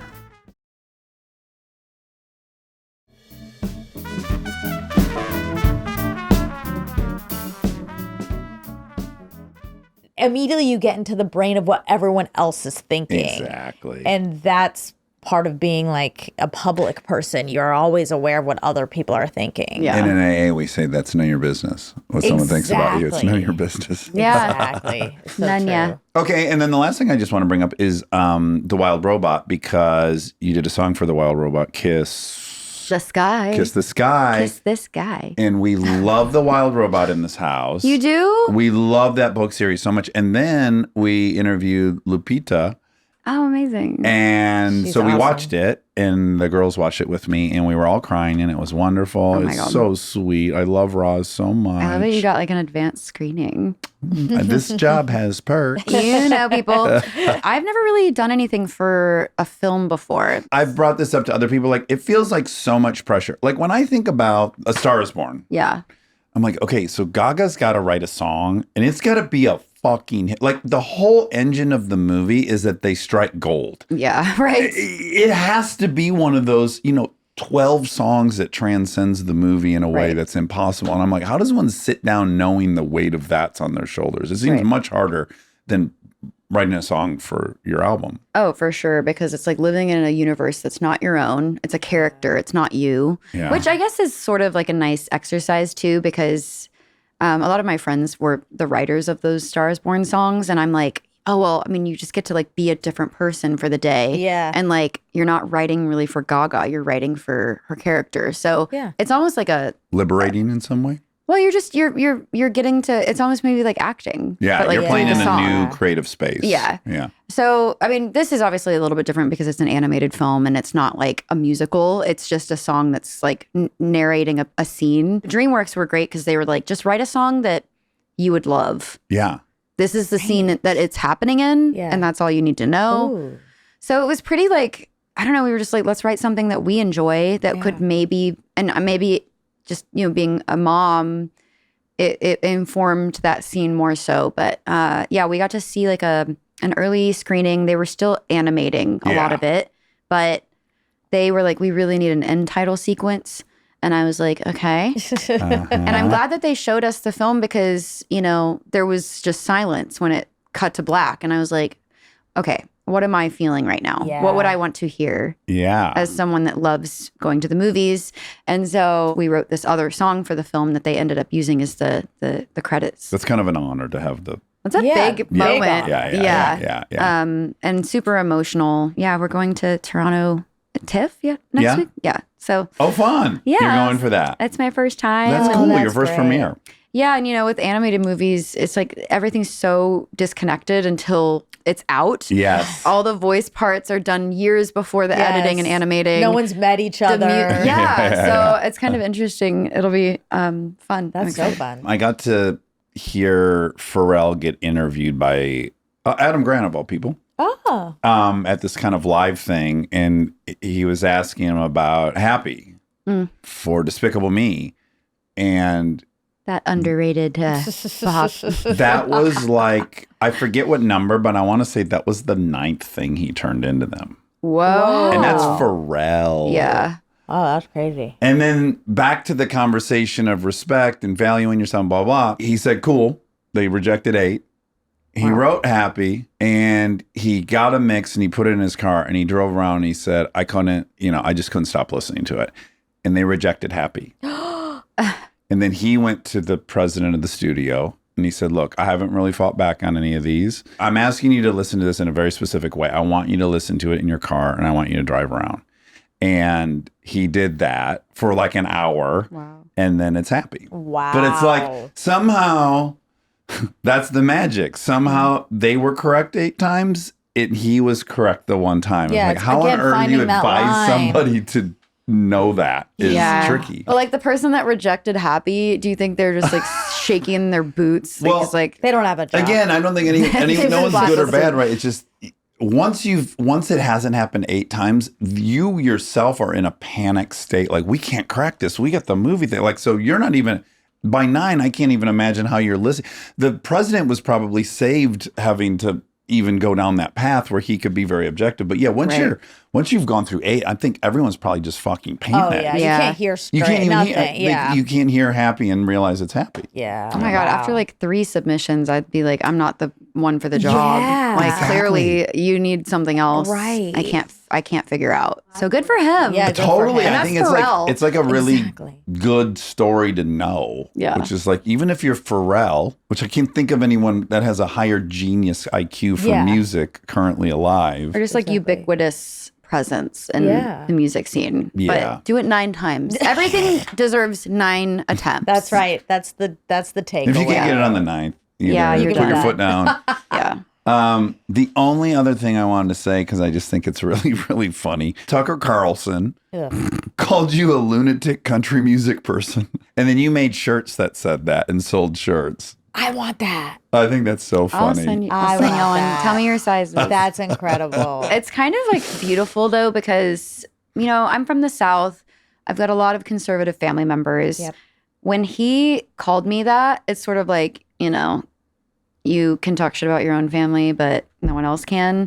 A lot of them stopped watching his show. Yeah. It broke the Fox News spell. Uh-huh. I was like, okay, so that's a love that blessing it in took that. disguise. They Yeah. had to come at one of their own personally. Yeah. And Yeah, then yeah, he yeah. like, Most people are. Oh, yeah. Like yeah. you don't understand it until it's you or someone you love. well, everything's so like worldly and distant until you're like, oh my gosh, this is a real person talking about my family member, my daughter, this and that. Like it changes things for sure, but which sucks. But also, hey, glad you arrived at the party That's finally. right. But yeah, I mean, it's, I guess, an honor. Yeah, it's a badge of honor. Well, Maren, I've enjoyed the hell out of this. I know. I've obviously gleaned throughout this interview that you listen, which is so It is flattering. So flattering. Yeah. Oh my gosh. I So have nice. been so looking forward to this. I feel like I know you. Oh, And now I kind of do. Now we You do. do. We're all All right. buddies. We're gonna get some scoop after this. some Can't wait. dish. Oh, I know. Yeah. We're going to go to Taco Bell. I can't wait. But we'll sit at 3 different booths. That's right. Eating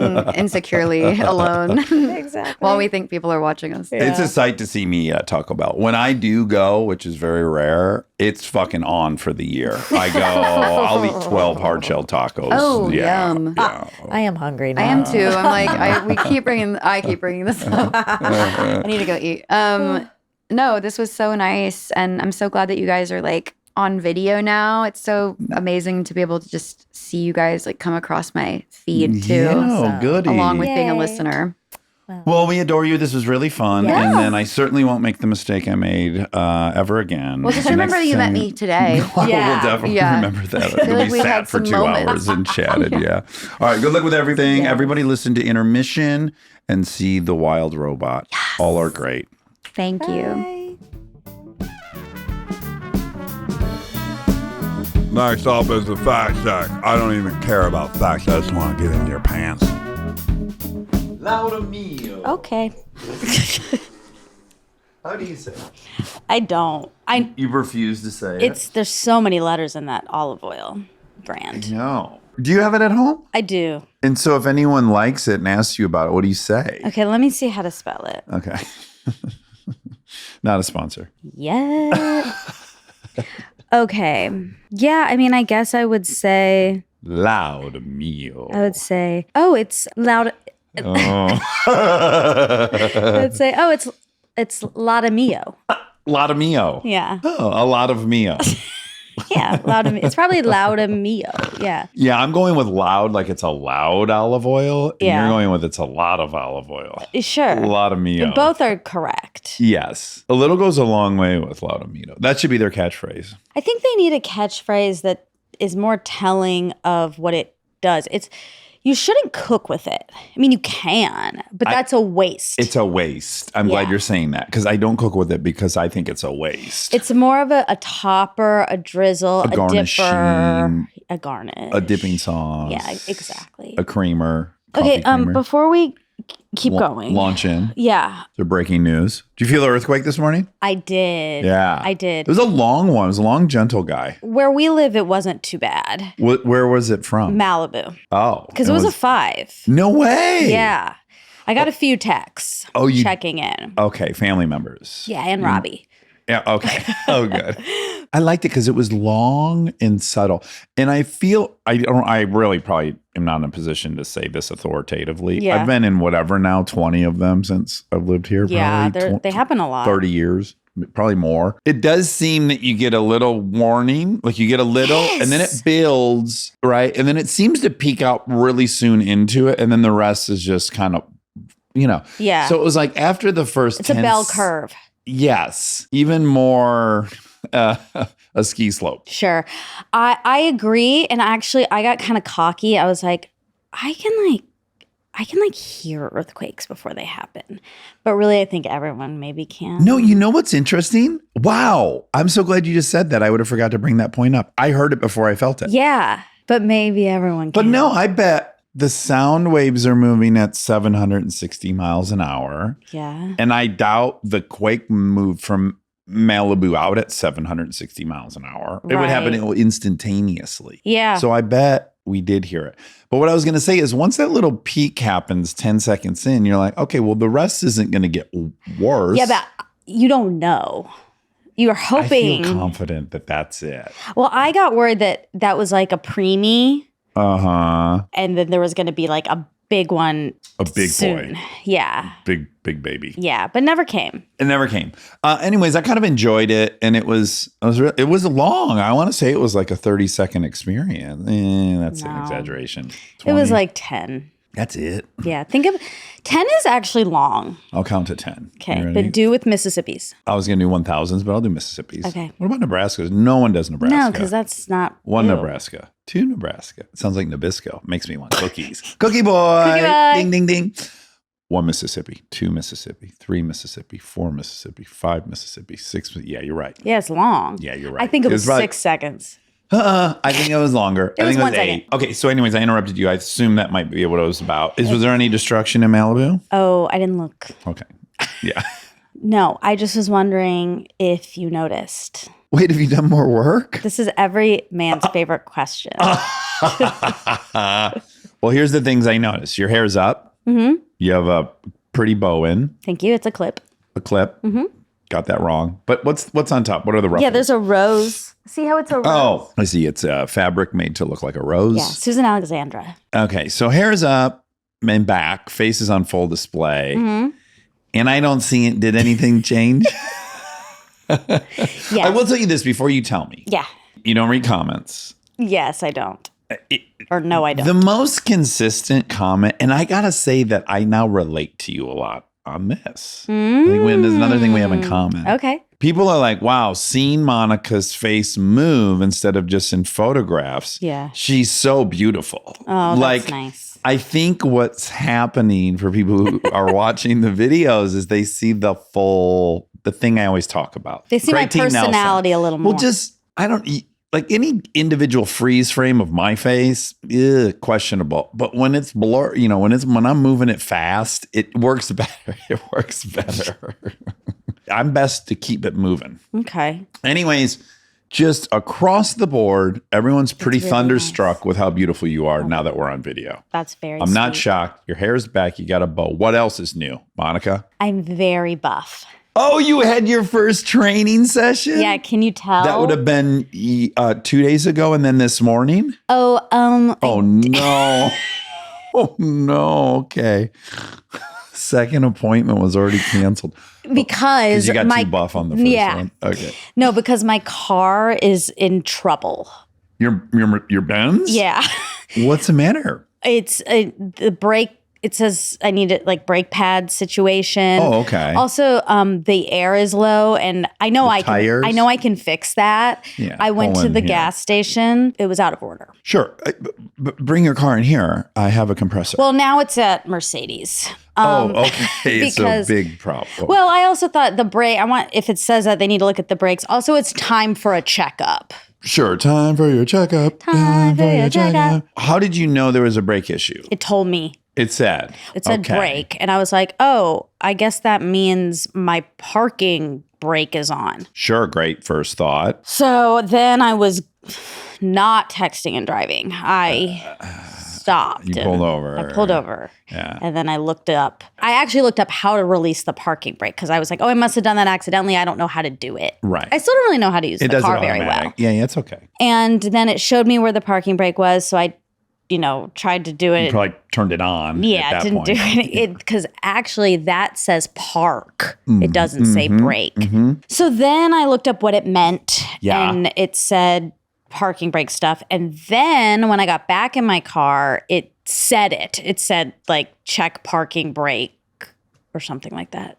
Check in parking yellow. brake. I mean, I'm sorry. Check Yeah. brake pads. Brake pads specifically. Nope, I don't remember what Okay. it said. Because what would be news to me Okay. is that it has a brake wear indicator on it. What would seem more likely is there was like an ABS issue, which What's do you know that? what ABS is? What Let does me it say? guess. Anti-braking system. Oh, okay. It's what. Anti-lock brakes, ALB, Yeah, but for whatever reason, it's ABS. because Mercedes. Well, no, everyone is ABS. They Let's not love to single make them it out. fancy. They are a sponsor. I hope. Well, So they were. should be. We Yeah. love them. Yeah, we've given them a lot of money. They could give some back. Anyways, this was an invention in the 80s. It's life-saving. Normally you'd slam on your brakes, they'd lock. Once Yeah. once the brakes are locked and the tires are sliding, you can't steer. Right. And it stops stopping itself. Right. Sliding tires goes a lot farther than if they regain traction. So it's this ingenious solution, which is once it detects that it's locked, the front wheels are moving at a different speed than the rear wheels. It releases the brake, lets it get traction again, then reapplies the brake. And then if it breaks, it releases it. And it does it like a million cycles in a minute. It's so fast.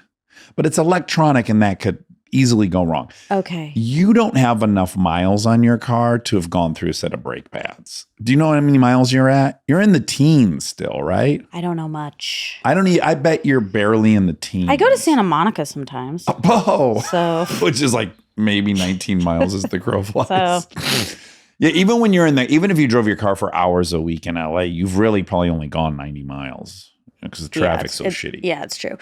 Anywho. My okay, goodness, so how'd you love.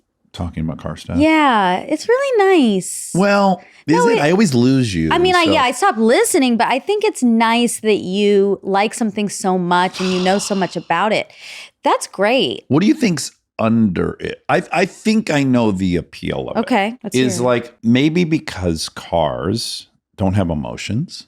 Yeah. When there's a problem, there's always a solution. Yeah. Like if you understand how it works, you can Yeah. understand why it's not working and it can be fixed. Right. I kind of feel like that's the appeal of it. Yeah. I mean, you like knowing how things work I do in that. general. Sure, and so that's probably connected. You like knowing.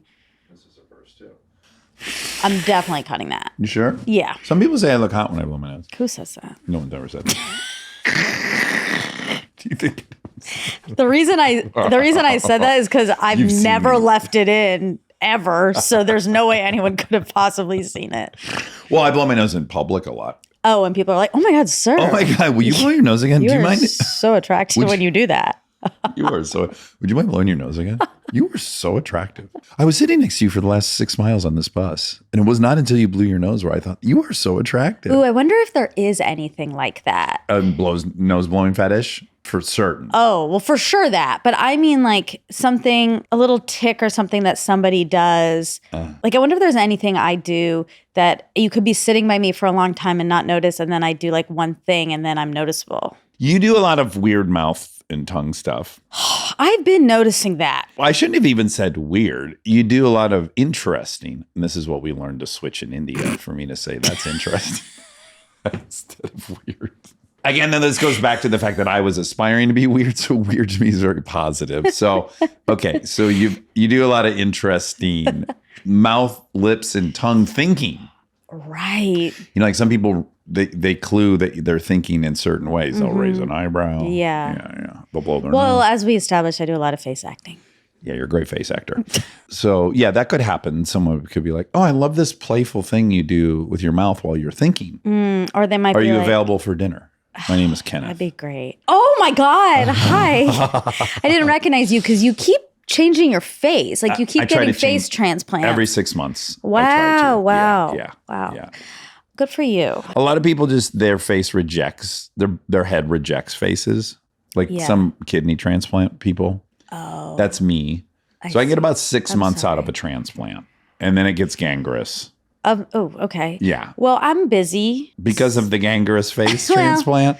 No, I just have a I lot didn't going think you were on that in shallow. life. I have a lot going on in my life. Okay, you got a lot of car issues you're dealing with. Call me when that's all sorted out. Anyways, back to your car. There's Yeah. no way you don't need new brake pads. Okay. Well, that's fine. It's at the shop. Okay, I'd like to interface with them when they call. Okay. I'm nervous about what. But I also need like an oil change and a regular. It's time. Yeah, and what are we doing about that door? But I've hired Anna's brother to help me out. Okay, who I was just with for the last 2 days. Yeah, I know because I asked him to do some stuff and he couldn't. Okay. It's just like a couple things here and there. I'm so sorry. I must interrupt. Would you? This is fun. Okay. He's so cute. And he's your friend's little brother. Yeah. Are you about to ask if I'm attracted? Yeah, I am. I was kind of with him for 2 days and I'm like, he is so cute. He's very cute and he's charming. Yeah. But he's a little brother. It's hard. I Little can't brother. be attracted to someone's little brother who's my friend. And that's great. I think some people have a pattern of being attracted to their friends' little brothers. I think that's a thing. Really? Well, I know a lot of little brothers that had a lot of good offerings from having an older sister. Because I think this is how it happens. Whoa. Your guard is down.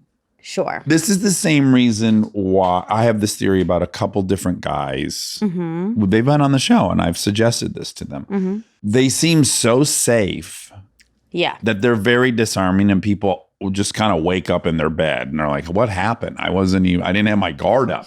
So I think you you are in a position of feeling powerful and kind of above hierarchical. Right. So you're confident and they're cute and they're safe because they're younger than you and they feel more innocent. Yeah. And if you're someone that's spooked easily, I could see where that's a thing. Okay, I could see that too. But we've already talked about, I'm not crazy about little brothers. Right. Well, this is new. We have talked about it, but just as of like 4 weeks ago. It's not even, that's not right. That's you not. You introduced me to little brother energy, which is, and you said I had it. I didn't say you had it. You said you were a little brother. And I said, it's not just being, you can have little brother energy and not be a little brother. It's a trying very hard. Okay, you can sometimes dip in. Yes, because you had a specific example. I did? Yeah, I can't remember exactly what it was, but I was doing something and you said this is very little brother energy. But my main example is Rhode Island. Rhode Island is little brother energy. The state. Yes. It's always I wanting almost said to the be. country. I know. No one knows what it is really. And it No one knows. It is it wants badly to get the approval of New York. Well, no, I don't And even think that's right. other places Boston nearby. Is its sister Other city. places, all the places nearby. Now, I have a different read on Rhode Island. Okay. The country and the you're state. a little brother? Maybe. Yeah, maybe. Oh, God. Okay. Because Providence, Sure. Boston's its big brother. Okay. And Boston had all this infamous mafia, Yeah. Whitey Bulger, Yes. that whole scene. Yeah. And Providence, I know. they had their own criminal scene and it got really out of control and they kind of overperformed. No, that's the they Over-indexed. wanted also That's to the be thing, mafia. though. Little brother sometimes can become bigger than the big brother. That's Yeah, what happened but to me. it's I grew bigger than my big brother. It's trying too hard. It's trying too hard. Okay. Okay. Anyway, Live show in Providence to mend this fence. if I love our Rhode Island listeners. Yes, you just don't like the energy of their state That's or right. country. That's right. Yeah. We left a lot of trails. Breadcrumbs. The door. The door. Yeah. Juancho, while I was gone, he took it there. He took it to Mercedes to have it looked at. They said it's going to be $10,000. No. So I said no. Yeah, good. Yeah, I was like, No. that's not true. And so we'll find another place. I have a body shop guy. Okay. Who will do it on the cheap. Okay. Thank you. It won't be great.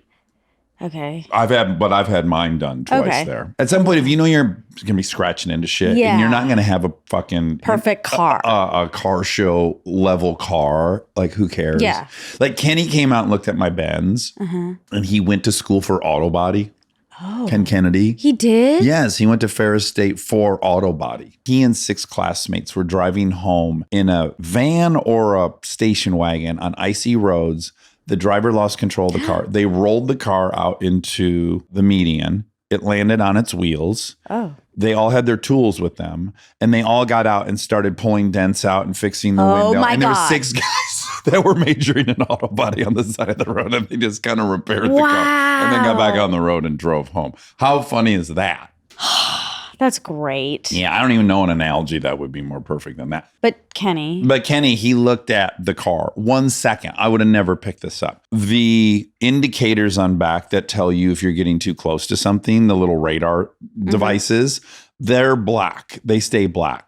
Well, when this person painted my bumper, they just blasted over those. It still works. The radar goes through the paint. Right. But he's like, oh, you had this repainted? They didn't mask off Ew, he that. was like, Yeah, ew. he turned his nose up at it, Oh, which he he always did. does with all my stuff. Kenny. He's he's very meticulous. He's very meticulous, and you can't make him happy. And I love him. Well, that's why he's so big brother. That's why he's Ken Kennedy. He's so big Well, he's brother firstborn. energy. Exactly. Yeah. I would love for him to come over and fix my your car. Yeah.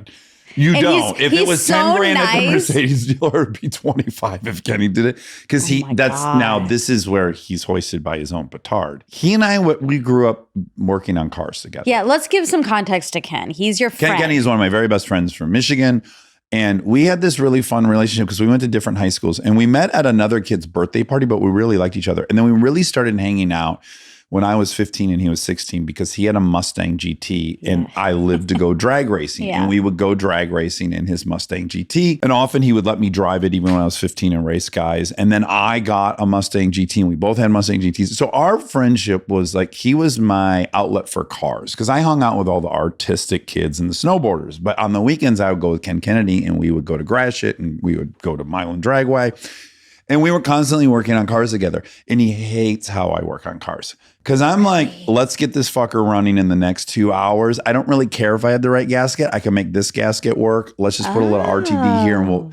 But he has to do everything by the numbers. Yes. Well, he went to school. And it's just his nature. He's very anal, for lack of a. So kind and sweet and, Yes. and like the loveliest person. He is. I adore him. And he's so protective and he takes care of people. And if you go somewhere with, he's like thought of the things you'll need. He brings incredibly flowers when he thoughtful. comes to stay with you. He Yes. texted me on my birthday. No, he's the just- one person who texted me on September 1st and said, No. 20 years, buddy. Like, yeah, he's so sweet. Yeah. Back to my grievances with him. First of all, he borrowed my Hellcat the last trip and he took it out of the mode it was in and put it in eco mode to save 4 cents on the highway. This is so Ken Kennedy, mind you. This might be my biggest grievance of 2023. Oh my God. He doesn't even know how angry I Oh am no. about Well, this. be It's okay. gentle. He needs to hear. He's here right now? No, he just needs to hear. Oh, okay. So he borrowed the car. He wants to save 5 cents on the highway. So he switches it to eco mode, which is a joke. That takes it from 707 horsepower to 500. It's already preposterous. Yeah. Anyways, ever since he did that, it now defaults in eco mode. And I've got to go into the fucking menu and put it in my mode. And then I've looked up online and they're supposed to come in eco mode. And you always have to do that. Mine wasn't like that. I don't know why. But because Ken Kennedy put it in fucking eco mode, now every time I get in it, I got to reprogram the thing to get it to perform. That's Anyways, kind of a great prank. if it were an intentional prank, it'd be perfect. How do you know he wasn't messing with you? I don't know. We could call him to but ask. I know Ken Kennedy. He is a bit of a prank. He can be You know, here's a rascal. prank he pulled on me. What? And it's mixed with his sweetness. Yeah. So my Mustang sat in Michigan. I moved to California. I never brought it out. It stayed at home. It loitered up my mom's shop. Everyone hated that it was there. I had at one point blown the mechanical fuel pump, and Kenny knew I was coming back into town. And so he was nice enough. Now, this is where he's so sweet. He put in a new fuel pump for me on the weekend, and he put an electrical fuel pump in. And then where my company or my family's business, we did a lot of business at the airport. Journalists would fly in when we would have a new GM car sitting at this quick park, this parking area. Yeah. And we had a lot of spots there. And we'd leave cars for journalists. They'd pick them up. They'd return them there when they flew in and out. So he's like, your car will be at Quick Park. I'm like, kind of awesome. Yeah. My own car will be at Quick Park. This is Right. fun. I go to Quick Park and I look at the tag. You pick up the tag. And I look at the keychain. Also, there's a Corvette ZR1 key fob on it for some reason. Well, that's new. And then it says between G and A34. I'm like, what? What the fuck is this? I go out to the lot and there's a cement median separating 2 areas of the parking spots. And it's probably like an 8-inch lip on this concrete embankment. He brought ramps with him to Quick Park, parked my Mustang up on this cement block. What? And the Mustang's just sitting on this cement Oh my block. God. And I've got to get Get it home. off? And if I go slow off of it, it'll drop the front wheels and then drag the whole thing, maybe even get caught on there. So basically what I had to do Oh my God. is I had to fucking rev it up and dump the clutch and just go as fast as I could and jump the Mustang off the thing. But he took the time to bring ramps to Quick Park and my put it up on this fucking cement island How did he get it up there? with ramps. He brought with him ramps and drove it up in reverse. And he wasn't worried you were going to ruin the car? Worth it. See, there's where a prank, he will go for a prank. Wow. I think the eco thing was a prank. Well, it's a great one because it's going to last forever. It makes me almost want to sell the car. Wow, that's great. Anyway, Okay, now back yeah. to your Mercedes. I got a spot. Thank you. It won't be perfect. Kenny That's will fine. know it, but no one else will know it but Kenny. I want Kenny to like it. He's not gonna. Okay, fine. Don't ever let him see the passenger won't. side of your car. I won't. Okay, so all Back to to your say, face. no, I had to. I skipped today's training because the car. Because you needed to get it to the. Yeah, I don't have it. So I walked here today. Oh. Anyway, I had to skip my second sesh. Okay, how was your first session? But I rescheduled it for Saturday. So it's not like Okay, I'm not good. skipping it completely. First session was great. I am so sore. You are. Yes, and I was not expecting it. And But of course you are. You're like doing things you've never done. I know, but also it wasn't too hard. Uh-huh. He asked me like on a scale of 1 to 10, how hard was that? And I was like, like a 4. Oh. And he was like, "Oh wow, okay, great." And then I was like, I mean, am I just doing like an ego thing? But I wasn't. It Yeah. felt all very doable. Yeah. And he did say, he said, "Well, since What we did don't you work do? Can out I with ask what weights movements much." you did? Did you squat Yeah, we did squats. with just the bar? No, I used a kettlebell. Kettlebell. Okay. Both like holding it on my chest and also like holding it down. Okay. Do you know what I mean? Sure. Between your legs. Yeah. Yeah. I don't know the names of anything. Okay. Okay. But I did an hour's worth of stuff. And did you hate it or enjoy it? No, I enjoyed it. You did? Yes, Oh, I good. did enjoy it. I could and- see you getting into it. It's a to-do list. Well, exactly. I mean, it's like writing. I like Having after. done Yeah, I like after. But he was great. He pulled on my pants. Oh my God, he pulled on your. Would you evaluate what he was starting with? What if he's like, we need to start with some pictures before and after pictures? And he pulls Some baseline. baseline. Let's get some baseline pics. No. What did you wear? Did you I get like a brand new outfit for this? No, I didn't even think about that. Oh, that's shocking. Wow. No. You got to eventize it. That's what Panay taught me. And that's right. Another friend, Right. Andrew Panay. God.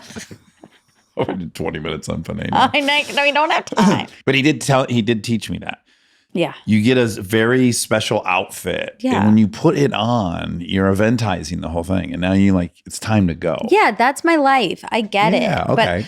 But for this, I wasn't ready to do What'd that. you wear? Like an old pair of stained sweats and a ripped up painter's t-shirt? No. Do you look like a fucking hobo? Okay, look, I walk. It's not like I've never like stepped into a workout situation. He did ask, he said, "You've never worked out with a trainer before?" He was shocked. Oh, okay. But now comes why he was shot. What's your story in your head of He why? was Because you're in surpri- such great shape.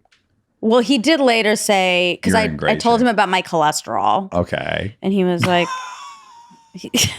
"What? He needs to know This feels about that." like you told your waiter about your cholesterol. No. Like you tell everyone. A trainer needs to know what's going on with my heart. I don't think so. What? I don't think your Yes. trainer needs to know about your cholesterol, but continue. Definitely he does. He was surprised because I was so good at everything. Oh, okay. Okay. And also, yeah, when I told him about my cholesterol, he said, "That's really surprising because you're so fit." Mm. And I was like, "I know it's genetic." And he was like, "Yeah, my mom was really small, but also, I shouldn't say that. I shouldn't. Well, I'm not saying his name. Okay, great. I want to protect Did he his ask anonymity. you what your workout goals were? Yes, he did. And what did you say? I said, I really just want to build strength and build muscle, but I Don't want to look jacked. Yeah. Yeah. I said I don't want Did to you look say I want to too- be stronger than my coworker? No. I said I don't want to be bulky. Right. But yeah, and then but you would be bulky in the back, right? what's that mean? Like you'd In my butt? Yeah, you'd grow a big old muscular ass, right? No. No. I mean, I want it to be toned Uh-huh. and like firm Yeah. and nice, but no, And nice. my boob. Okay, this is just the way I look in the mirror and look at my body. Yeah, What yeah. other people's bodies are, great. Everyone's great. Yeah, everyone's perfect. But I don't think because my boobs are so big and because I'm so short, there's so Mm. Yeah. much going on Okay. that I think a big butt, it's just not what I'm looking for. It's It's too much. There's too much stuff not going what on. I'm looking for. Okay, great. Great. I want a humongous butt. Right That's now. why I asked. But you don't these. have big boobs. Well, I do have a pretty nice No, you chest. don't have big boobs. I You haven't. I have pretty big boobs. I can do this with them. I know. That's. You can't. Yes, I If can. your boobs were, if you really had big boobs, you'd be able to do this. Okay, so it went great, and you liked it. And I liked you it. But you were very sore. he said because you haven't worked out with weights that much, you'll probably be sore. Yeah. And I was like, yeah. But you were like, no, I won't. And I was like, I don't know, maybe a little bit. Yeah. And I'm so sore. Right. Where the most? Mainly my legs and my butt. But mainly my legs. Your butt, that's gotten bigger. I mean, everything's gotten huge. I can't believe you didn't notice. Did you look in your mirror to see if you could see changes after the first workout? Like you're 8 years old. No, I would have. I did. Are you going to take before and after pictures? You kind of should. Oh, no. Okay. I'm out. Yeah. Yeah. Nah. I'm going to let you do all this on your own. I'll stay right out of it. I will. Now, I brought something in today, which I don't normally do. Oh, my God. I want to set this up by saying my mom, sweet Laura, she doesn't listen to this show in a healthy way. But she knew about Luthi, so maybe she listens to Synced. I think she follows us on Instagram. So if there's a clip, she'll see it. But again, she doesn't listen. And again, in a healthy way. Yeah. So I don't think this will get back to her. Okay. Uh-oh. And if it gets back to her, maybe she needs to hear it. Oh, like Okay. Kenny? This is your episode where you're telling everyone things, not It's to called their a clean face. in the closet episode. Fact check. Well, I was going to start with a question of, and my mom's a little older than your parents. Okay, I'm just going to get right to it then. So my mom for a while now, and I got to say, and I'll try to describe it visually, there's an ASL sign for I love you, and it's very big in our family. We do this a lot. If we see each other from the audience, we give it, and it's a thumb out, your first finger out, and your pinky out. It's very cute. So my mother signs off with that emoji, but it's the black emoji.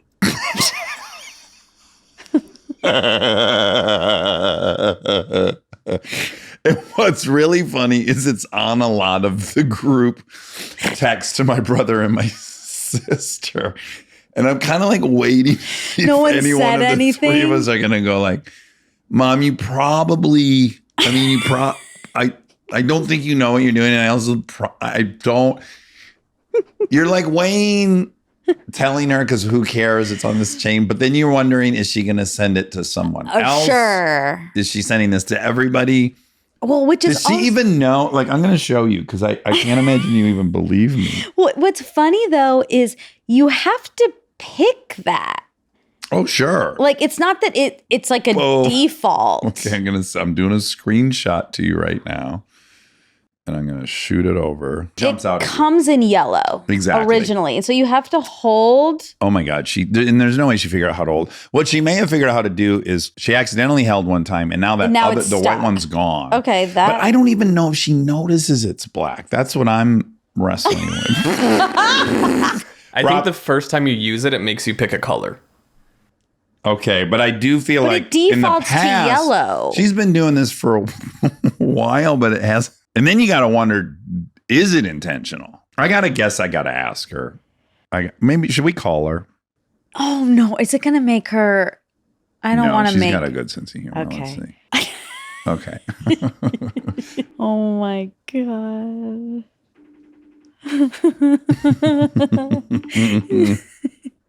I hope. Oh, thank God you answered. Why is that? I'm recording right now. Oh, okay. I'll try to be polite. Oh, okay. Well, and I'm going to be honest with you. I'm talking with Monica and I'm asking her if she's noticed anything that her parents are doing as they get older, where they've actually signaled like, okay, they're out of step on this one thing. Oh, Jesus. So you have one, and I haven't been telling you, and I've decided to do it on air. Well, okay. When you send me a text and you send me that wonderful I love you sign, yeah. do you realize you're sending the black person's one? Oh, yeah. I like it better. Oh, Daxer. I like it better. What a great answer. It's hard to argue with that, Mom. You just visually, you like it better. I deliberately choose that one because I like it better. Oh, okay. Great. Now you know. Okay, now let's back up. Yeah. You know that you can't go in blackface. Yeah. Okay. No, but if you got to pick the prettiest skin you could have, that's the skin I'd pick. Okay, Wow, that's a great really rebuttal. great. That's going to be hard to cancel Yeah. Carly pulls the car over all the time and says, "You can't say that." you. Okay, so you're saying some things that maybe are out of date. Well, I suppose so. It's going to happen to everyone. It is. Yeah. It's cultural. It's what you were brought up with. You are such a good sport. I Yeah, love you you so are. much. Come on. Well, I'm glad you love me because I love the dickens out of you. Okay. All right. Well, I love you. Thank you for picking up. Well, can I just say one more thing real quick? Yes, of course. It's funny that you would call on this because Daniel and I don't know if you can see, we painted this room, the ceilings, the trim, the walls. We've been working a whole week on it. This would have taken me one day while I got home from work. Yeah. I just was out in the garage with him, and I said to him, if you're doing that door, it's got to be turned over because you're painting it the color. Oh, did you hear him in the background? He goes, "We're not going through that again, are we?" So the doors are being painted. Can you see them? Yes, I And can. I said to him, you've got it flipped the wrong. Oh, shit. Oh, What happened? what happened now? You just spilled a whole can of paint? You want to get a paper towel? Yes. Oh, boy. I can't even tell you what a zoo it is. With two septuagenarians doing home improvement. It is nothing like when I did home improvement 5 years ago. Yeah. We are both stupid, tired. I told him 3 times. Stupid and tired's a bad combo. Huh? Stupid and tired is a bad combo. Every day from the moment you wake up. Okay. And so here we are, and we're in this world, and I come out here, and he's got the door flipped over, and I said, didn't you remember I told you to flip that door over? And he goes, what? No, it's right. I said, no, we just went through this whole thing. I picked up the door, and I moved it next to the other door and showed you how it was the wrong side. And he goes, oh, yeah, well, I think you're right. And it's like, we do this all day long. So One room. You want to know the decline? The decline is we are on a bobsled in Norway. Okay. I love you. I love you too. Bye. Okay. So she knows. She what a knows. reveal. That was a reveal. I like it more. What are you going to say to that? Yeah. Right. I guess we said everything that should be said. Yeah. There's really no more to say about it. Yeah. Okay. Maybe she doesn't really know that, or maybe she does, but that like it is supposed to be you. Right. Now that, I don't know that she understands that part. Right. Right.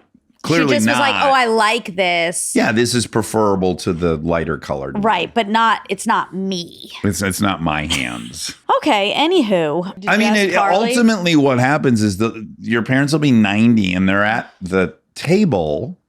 My grandmother used to say this. My grandmother was not a bigot by any stretch. And as she got way older, she reverted back to when she was a kid. Well, we're just going to let it slide at this dinner table because she's 90 years old. Yeah.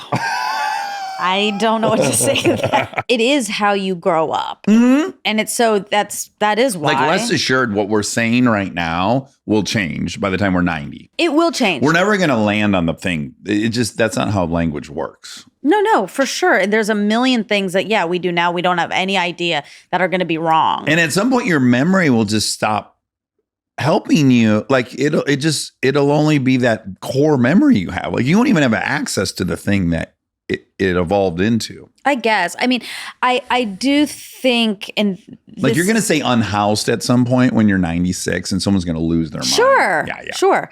But when it comes to race, it is dependent on your upbringing and how you and your surroundings and all of those things because ding, ding, ding, because you had mentioned India and weird and interesting and all of that. Yeah. Which was a tussle between us. And actually, I thought so much about it when I got home from that trip. Oh, okay. I was like, I'm really proud Yeah. that I'm from here, and I'm glad that I'm from here. Yeah. And that's true. I am, or that was shown to me in like such a wonderful way. But I think part of it is also I'm grateful. I'm grateful to, this is going to sound so weird, but not be part of the hegemonic group. Oh, uh-huh. No, that doesn't sound terribly weird to me. I can see, like, from the inside, The outsider's perspective. Uh-huh. And so I have a quicker access to empathy there. Uh-huh. Because it's just built in. Like, I don't have to work hard Right. to understand when someone says they've. I mean, everyone can relate to being other in some ways, but if it's like a racist thing, I'm there. Yep. And I am glad I have that. Like, that's a perspective that I like walking through the world with, and not having to work very hard to do so. Yeah, well, I would say it's very similar to being really grateful you're an addict. Like, it's it's a thing that you were dealt, and you can come to love it. Yeah, and have so much understanding for others in a way that a lot of other people can't do. Right. Or have Same to with the work trauma very shit. hard Yeah, to yeah, do. yeah. Okay, so I think we did leave a lot of open ends. Great. But We'll revisit them yeah, we'll come back to that at some point. last week. In 2022. Okay, some facts. This is for Maren. Maren Morris, lovely. Okay, the Sex and the City episode that was about single person behavior is called The Good Fight. It's in season 4. It's episode 13. Great. Revisit that. Should be Revisit streaming that. on your Max app. Carrie finds living with Aiden is tough Okay. She misses her single lifestyle. in her secret single behavior. Okay, secret single behavior. So I looked up percentage of people who don't fart around their spouse. Probably hard to find. It's not that easy to find. According to one study reported by the Plymouth Herald, around 45% of couples in the southwest of England claim they don't fart in front of their spouse. It's a very limited. I also, speaking in broad generalities here, I do imagine Americans fart in front of their spouse more than English people do. Oh, because they're so proper. I have a stereotype that they're a little more proper than us. Except not the countryside ones. Right. They have white trash like me there. Well, and just, I think they have, it's they like, got some bumpkins. well, they, Some country bumpkins. okay.